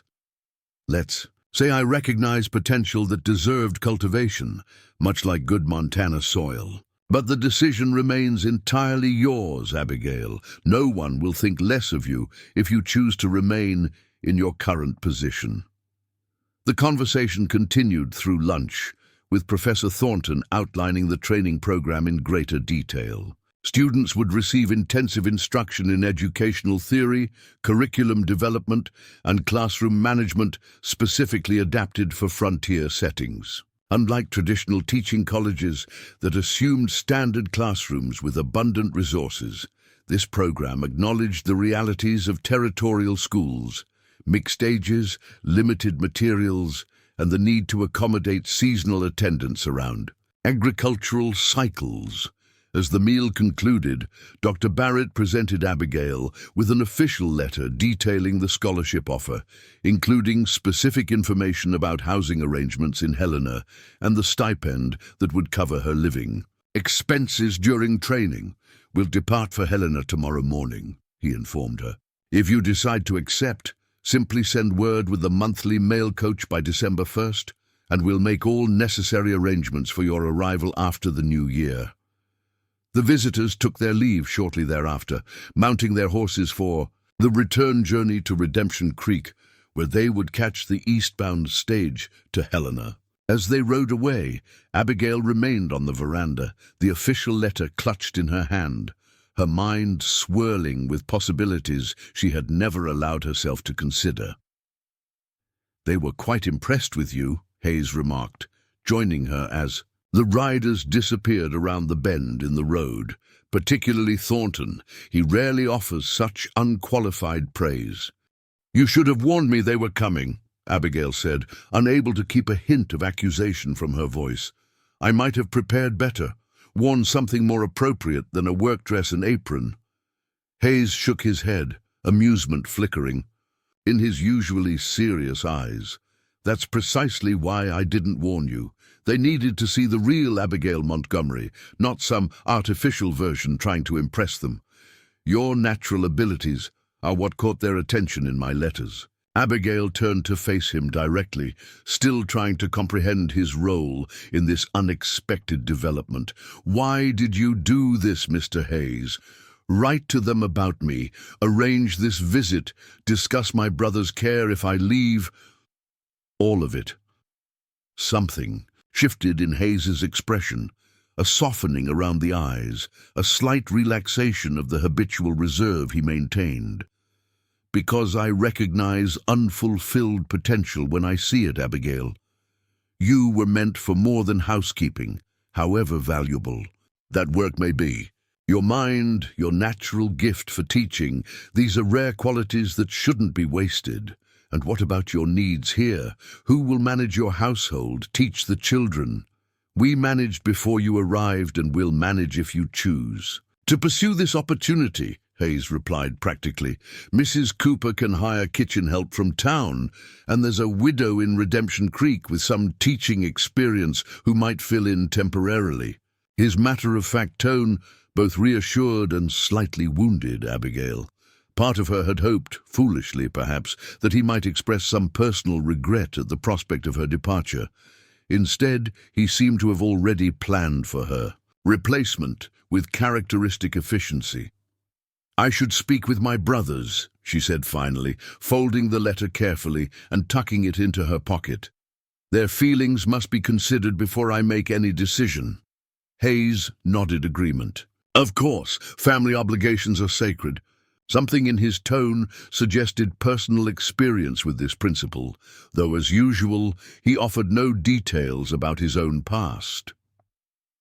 The conversation with Thomas and Samuel took place that evening after supper in the small sitting room adjacent to their bedrooms. Abigail explained the opportunity as simply as possible, emphasizing both the temporary nature of the separation and the long-term benefits for all of them. "So you'd be a real teacher, like Ma was?" Thomas asked, his young face serious as he considered the implications. "Yes, with proper training and certification," Abigail confirmed.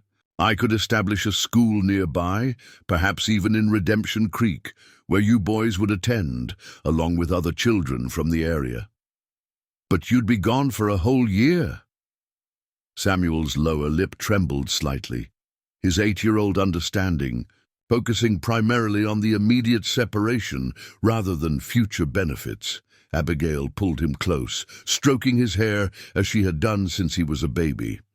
"It seems like a long time, I know, but we'd write letters every week, and I'd come home for Christmas.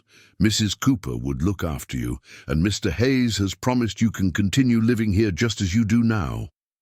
Thomas, more pragmatic at 11, considered this information thoughtfully. "Would we be a burden on Mr. Hayes, without you working to earn our keep?" The question reflected a maturity beyond his years, an awareness of obligation that no child should have to consider. Abigail felt her heart contract with both pride in his character and sadness at the circumstances that had forced such adult concerns upon him so young. "Mr. Hayes has assured me that's not a concern," she answered honestly. "You're both already contributing to ranch work in ways that are valuable. Thomas, Mr. Peterson says you have a real gift with the horses, and Samuel, Mrs. Cooper tells me you're the best egg collector she's ever had." This brought a small smile to Samuel's face, though his eyes remained troubled. "But who will tuck me in at night and check for monsters under the bed?" "I expect Mrs. Cooper would be happy to check for monsters," came Nathaniel Hayes's unexpected voice from the doorway. He stood there somewhat awkwardly, clearly having overheard at least part of their conversation. "I apologize for interrupting, but I thought the boys might like to know that the mare in the south pasture just delivered twin foals, a rare occurrence worth seeing if you're interested." The distraction worked perfectly, as Hayes had undoubtedly intended. Both boys immediately leapt up, their faces transformed by excitement at this exceptional event. Even on a cattle ranch where animal births were commonplace, twin horse foals represented a noteworthy occasion. "Can we go now, Abby?" "Please," Samuel begged, momentarily forgetting his distress about her potential departure. "Of course," she agreed, grateful for Hayes's timely intervention. "Get your coats. It's cold outside after dark." As the boys raced to fetch their jackets, Hayes lingered in the doorway, his expression unreadable in the dim lamplight. "I thought you might appreciate some time to reflect privately after they're asleep," he said quietly. "Jake Peterson will keep them occupied at the stables for at least an hour. They've prepared warm milk and cookies for the boys afterward in the bunkhouse, a little celebration for the new arrivals." The thoughtfulness of the arrangement touched Abigail deeply.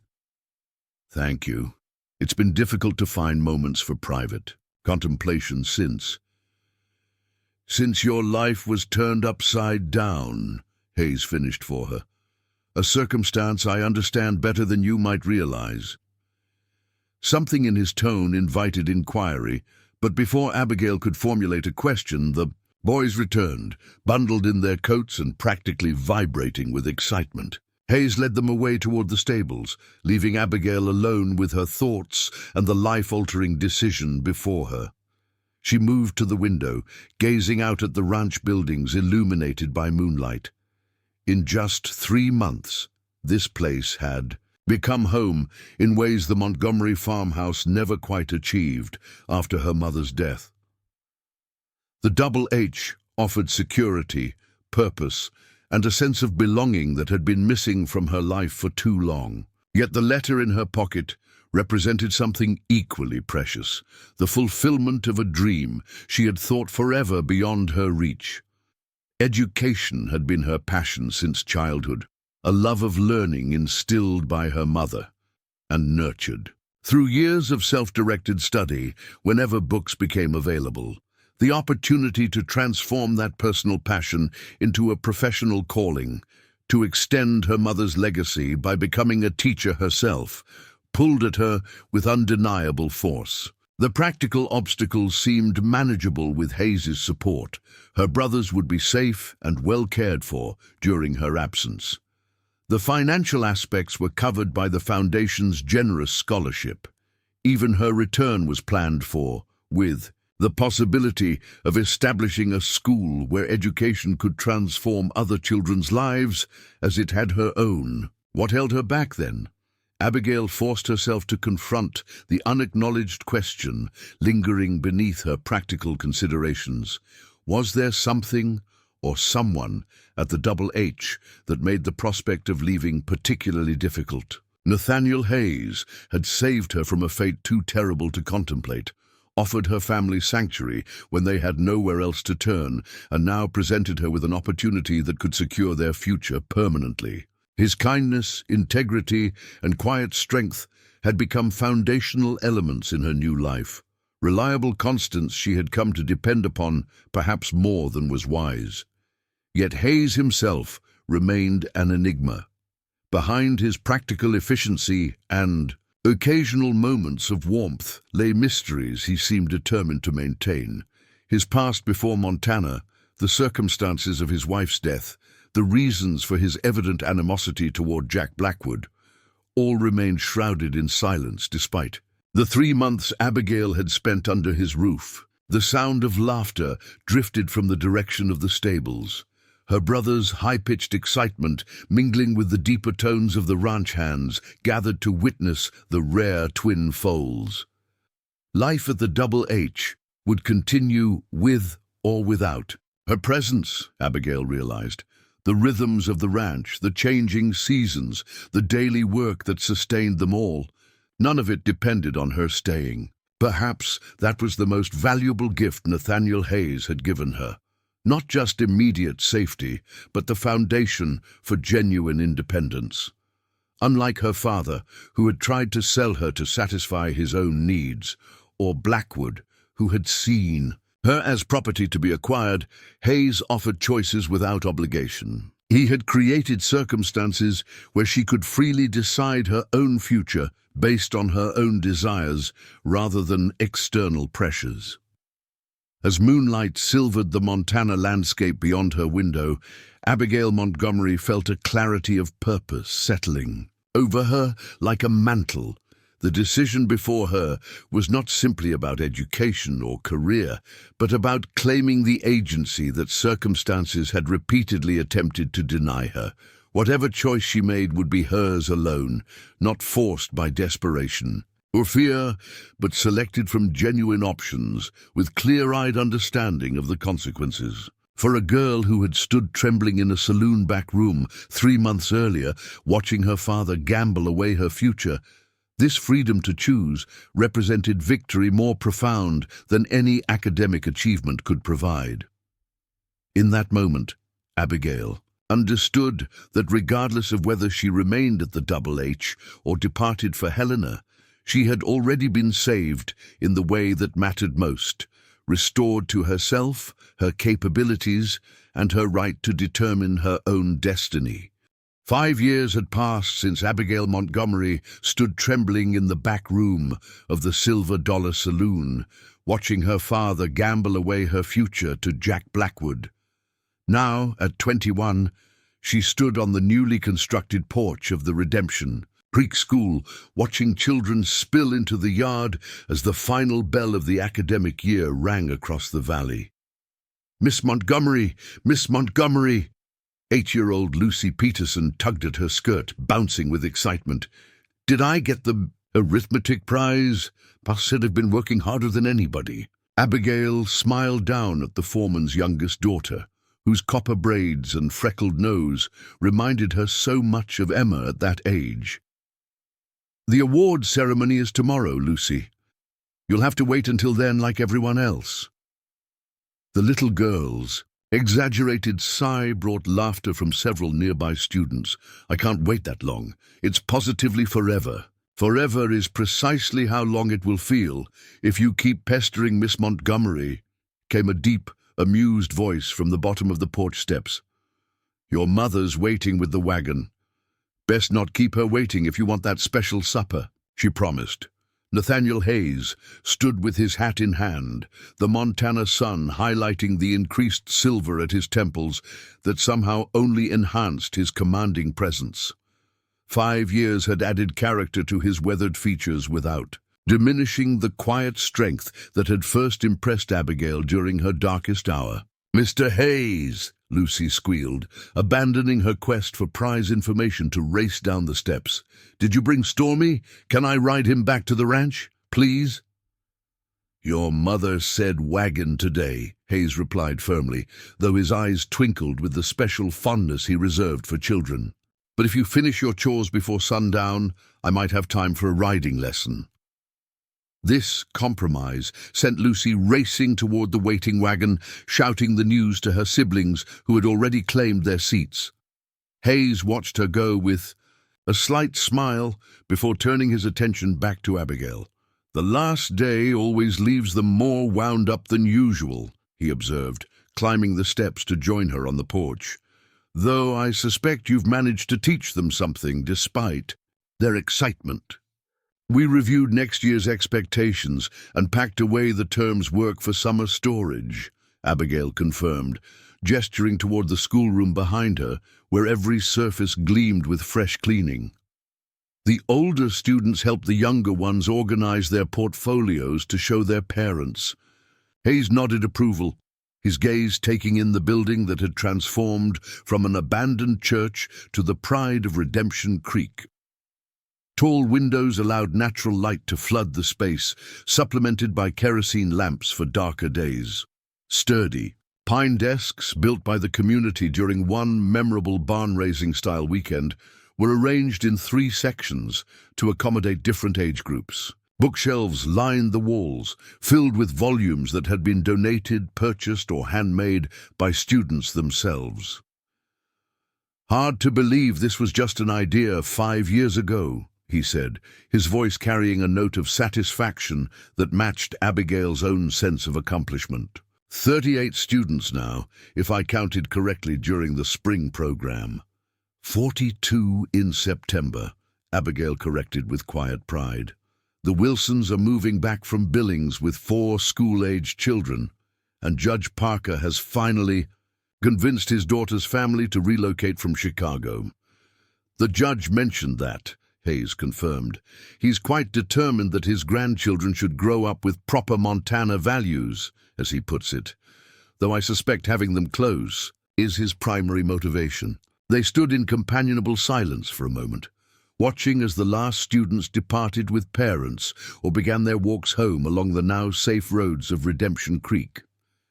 The town itself had transformed nearly as dramatically as Abigail's. Personal circumstances, from a rough-edged frontier settlement dominated by Blackwood's saloon to a thriving community with a general store, doctor's office, telegraph station, and newly established bank. "Will you join us for the celebration?"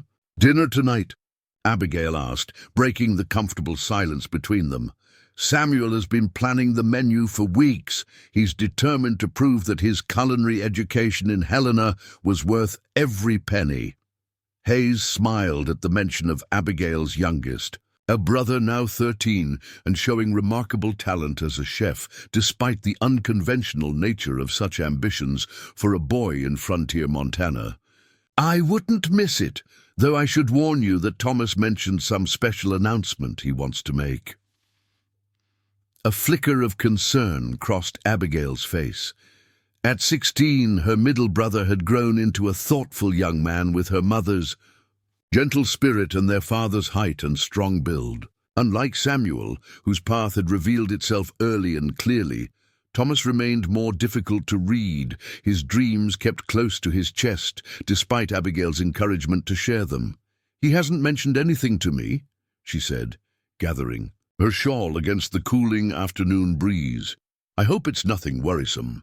"I doubt that very much," Hayes assured her, with the confidence of someone who had watched Thomas grow from a traumatized child into a capable young man. "He's been spending considerable time with Peterson in the breeding barns. Jake thinks very highly of his horse sense." The walk from the schoolhouse to Abigail's home took them through the center of Redemption Creek, past storefronts and homes that nodded to increasing prosperity.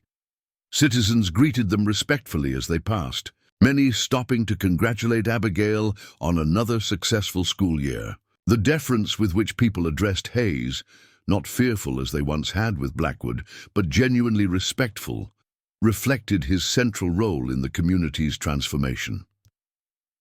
Judge Parker mentioned the railroad survey is complete, Hayes remarked as they passed the courthouse, where the territorial flag snapped in the brisk spring wind. "They've confirmed the line will run just 3 miles south of town. Construction begins next spring." "That will change everything again," Abigail observed, her educator's mind immediately calculating the implications. More families, more students, more opportunity, and more challenges. Hayes nodded agreement. The town council is already discussing the need for a larger school building within 2 years. Judge Parker suggested we should be planning for 100 students by 1899. We'll need assistant teachers, Abigail mused, mentally cataloguing former students who showed promise for such roles. Perhaps Emma Peterson. She's completing her own education in Helena this year, and she's always had a gift for explaining concepts to younger children. Like her teacher, Hayes said quietly, his sidelong glance carrying unmistakable pride. Abigail felt the familiar warmth his rare compliments always kindled, even after 5 years of friendship and professional collaboration. Their relationship had evolved in ways neither could have predicted when she first arrived at the Double H Ranch. From rescuer and rescued to partners in community building, their shared vision for Redemption Creek's future transcending their different roles within it. They turned onto Aspen Street, where Abigail's home stood as testament to both her professional success and the community's commitment to education.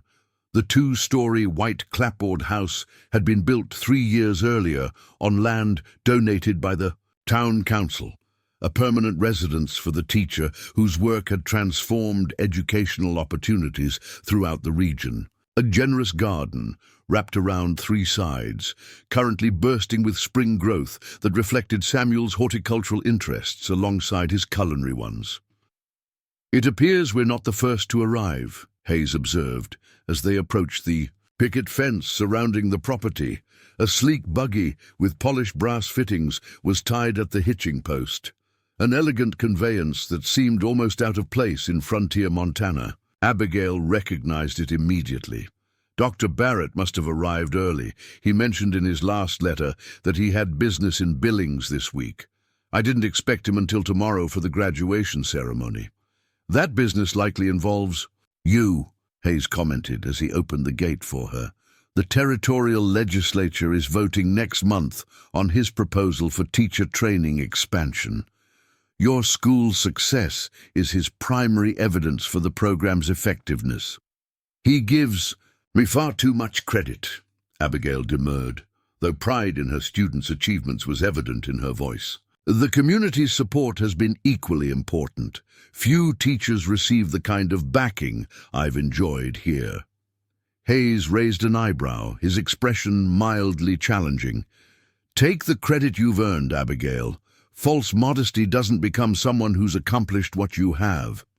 Before she could formulate a response to this direct statement, the front door burst open and Samuel appeared, wearing a flour-dusted apron over his good shirt, his sandy hair standing in unruly tufts that suggested he'd run his hands through it repeatedly, a habit when he was deeply focused on his cooking. "Finally, I was about to send Thomas to find you," he exclaimed, his voice caught in that awkward transition between boyhood and the man he was rapidly becoming. "Dr. Barrett brought a guest from Helena who's very interested in meeting you, Abby. They've been waiting nearly an hour." "Samuel Montgomery, where are your manners?" Abigail chided gently, though her eyes sparkled with affection for her exuberant brother. "Mr. Hayes is our guest as well." Samuel flushed slightly, ducking his head in acknowledgement. "Sorry, Mr. Hayes. It's just that everything's almost ready, and Thomas is being mysterious, and this visitor has asked 1,000 questions about Abby's teaching methods, and the bread nearly burned while I was answering him." Hayes chuckled, clapping the boy on the shoulder as they entered the house. "I've never known a Montgomery to be less than fascinating, Samuel. I'm sure your guest has been thoroughly entertained." The front parlor of Abigail's home reflected both her practical nature and her appreciation for beauty that frontier life often overlooked. Handcrafted furniture from local woodworkers sat alongside treasured books and educational materials. Watercolor landscapes painted by her students adorned the walls, while hand-pieced quilts added color and warmth to the comfortable space. Dr. James Barrett rose from his seat by the fireplace as they entered. His scholarly appearance barely changed from their first meeting 5 years earlier. Beside him stood a distinguished gentleman in his 60s, impeccably dressed in a manner that immediately suggested Eastern sophistication rather than Western practicality. Ah, Abigail, we were just discussing your innovative approach to mathematics. Instruction, Barrett greeted her warmly. Allow me to present Mr. Edward Holloway, chairman of the National Educational Committee and a significant benefactor of our territorial college. Abigail extended her hand, suddenly conscious of the chalk dust that probably lingered, despite her efforts to clean up after the final lessons.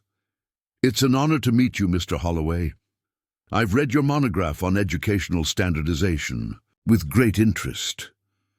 Holloway's eyebrows rose slightly as he shook her hand, apparently surprised by her familiarity with his work. The honor is mine, Miss Montgomery. Dr. Barrett has spoken of your accomplishments in such glowing terms that I feared exaggeration. Having visited your school while you were concluding today's lessons, I now suspect he may have understated the case. You observed my class?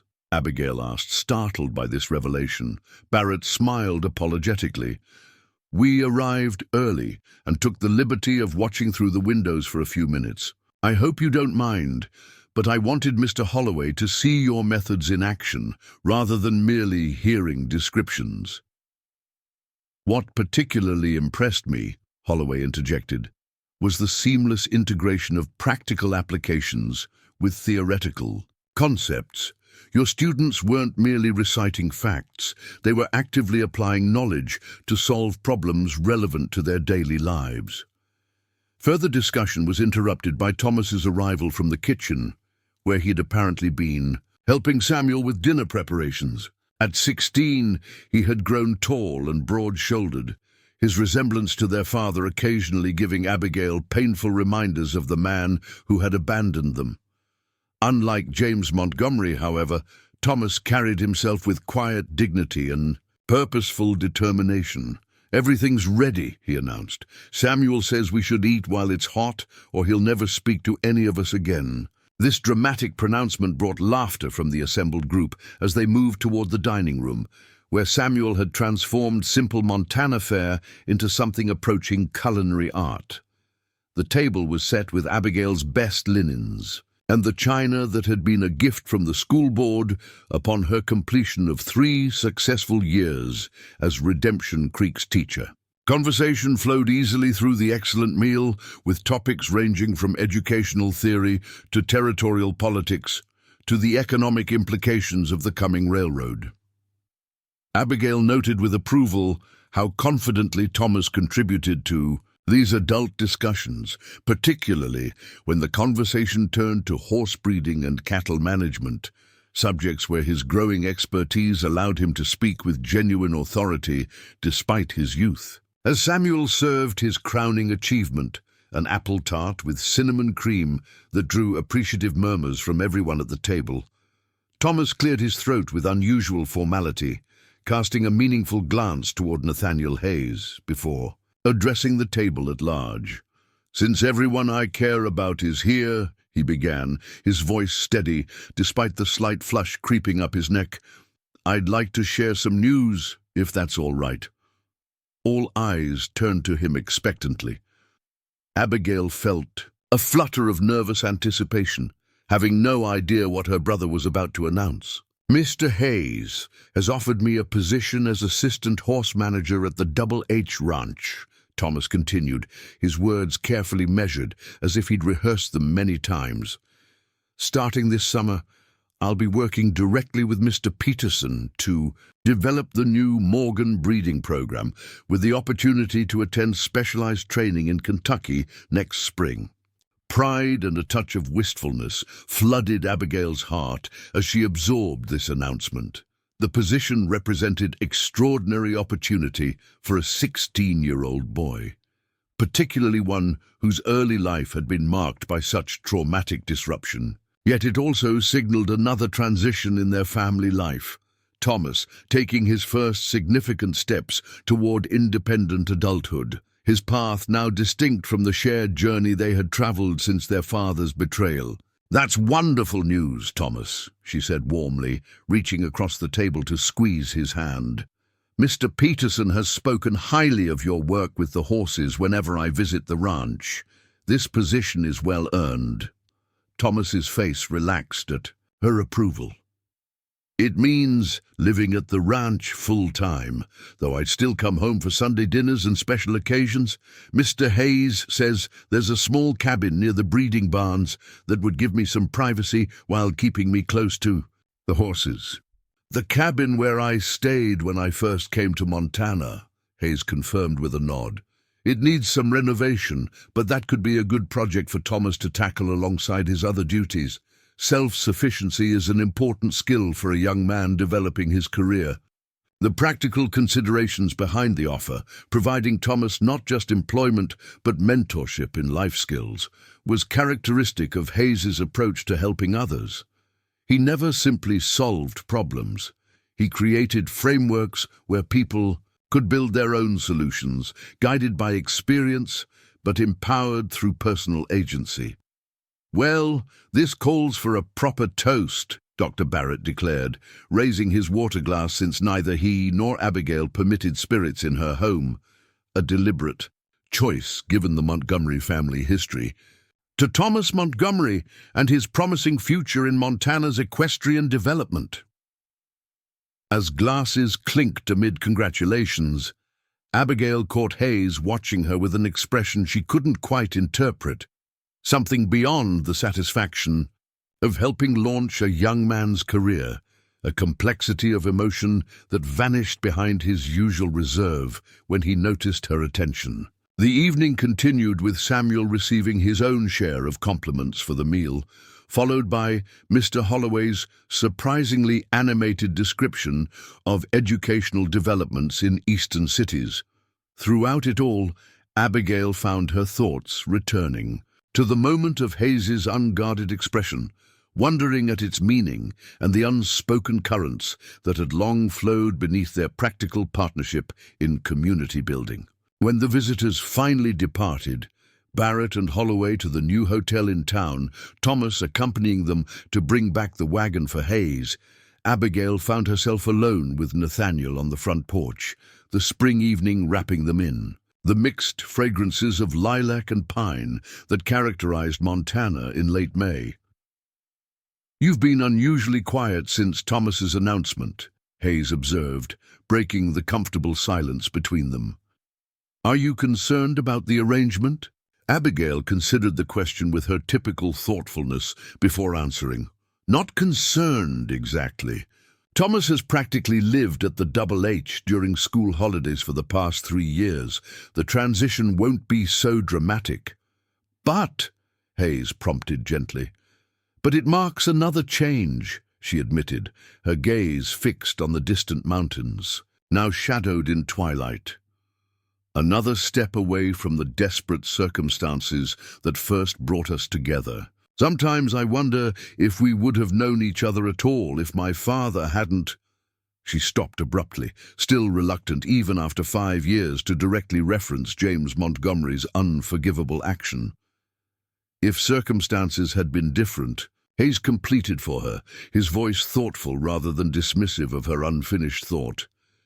"It's natural to wonder about the roads not taken, the choices never offered."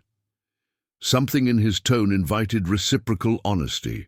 "Do you ever regret it?" Abigail asked quietly. "Getting involved in our troubles that day, taking on responsibility for 3 strangers when you already had an entire ranch to manage?" Hayes was silent so long that Abigail wondered if she had overstepped some invisible boundary in their carefully maintained friendship. When he finally spoke, his voice carried a depth of emotion she had rarely heard from him. "Regret is a luxury afforded to those who act from impulse rather than conviction," he said, his gaze now meeting hers directly. "My decision to help you and your brothers wasn't impulsive, Abigail. It was perhaps the most deliberate choice I've ever made." The weight of this statement hung between them in the gathering darkness. Abigail sensed there was more, some deeper truth he was approaching obliquely, but years of knowing this intensely private man had taught her the value of patience in such moments.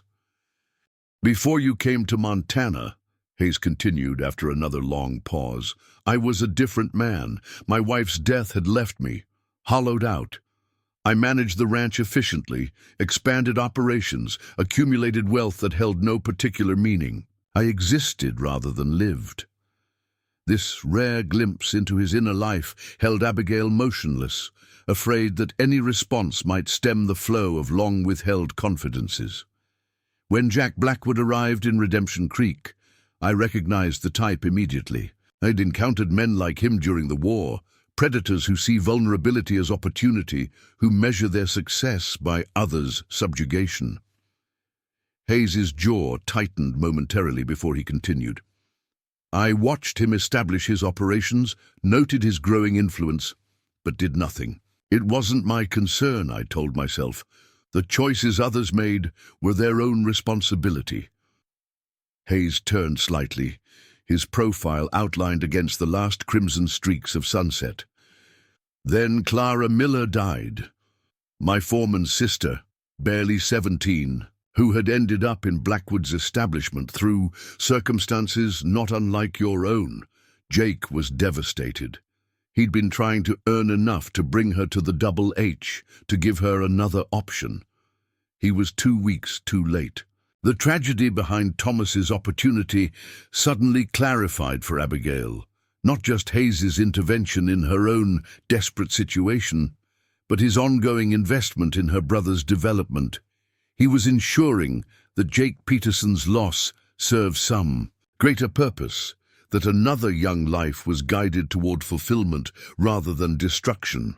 So, you see, Hayes concluded quietly, helping your family wasn't some noble sacrifice on my part. It was atonement for my earlier inaction. The person who benefited most from that decision was me. Abigail absorbed this revelation, understanding now the complexity of motivation behind the assistance that had transformed her life. Far from diminishing Hayes's actions, this honest acknowledgement of his own journey toward redemption only deepened her respect for him. Perhaps we saved each other, she suggested softly. My brothers and I received sanctuary when we most needed it. You found purpose beyond accumulation. The community gained a school. Thomas discovered his calling with horses. Samuel is developing his culinary gifts. Even Dr. Barrett's educational program expanded because of our interconnected circumstances. Hayes studied her face in the fading light, something like wonder briefly visible in his expression. You've always had this gift, seeing patterns of meaning where others see only random events. It's what makes you an exceptional teacher. Not random, Abigail corrected gently. Providential. My mother would have called it God's hand, working through human choices, weaving individual threads into a larger tapestry. The mention of Catherine Montgomery brought a small smile to Hayes's face. She was right about many things, your mother. I only knew her briefly, but her wisdom left a lasting impression. They fell silent again, the evening deepening around them as stars emerged in the vast Montana sky. In the distance, they could hear Thomas returning with the wagon, the steady clip-clop of hooves marking his approach down the quiet street. I should go, Hayes said finally, reaching for his hat. On the porch rail. Tomorrow's ceremony will keep you busy, and you'll want to rest before facing the entire community. Abigail nodded, though part of her wished to prolong this rare moment of personal connection. Will you attend the graduation? The older students have prepared a special presentation on regional history. They've interviewed many of the original settlers, including you. I wouldn't miss it, Hayes assured her, settling his hat with the unconscious grace of a man accustomed to life outdoors. Though I'm not sure my recollections qualify as history just yet. To 16-year-olds, anything before their birth is ancient history, Abigail replied with a smile. You should hear them discuss the territorial days as if they were describing prehistoric times. The sound of the wagon grew louder as Thomas turned onto Aspen Street. Hayes moved toward the porch steps, pausing briefly before descending. Abigail, he said, uncharacteristic hesitation in his voice, there's something I've been meaning to discuss with you, something of a personal nature. Perhaps after the graduation ceremony tomorrow, if you could spare a few minutes." The unexpected request sent a flutter of anticipation through Abigail's chest.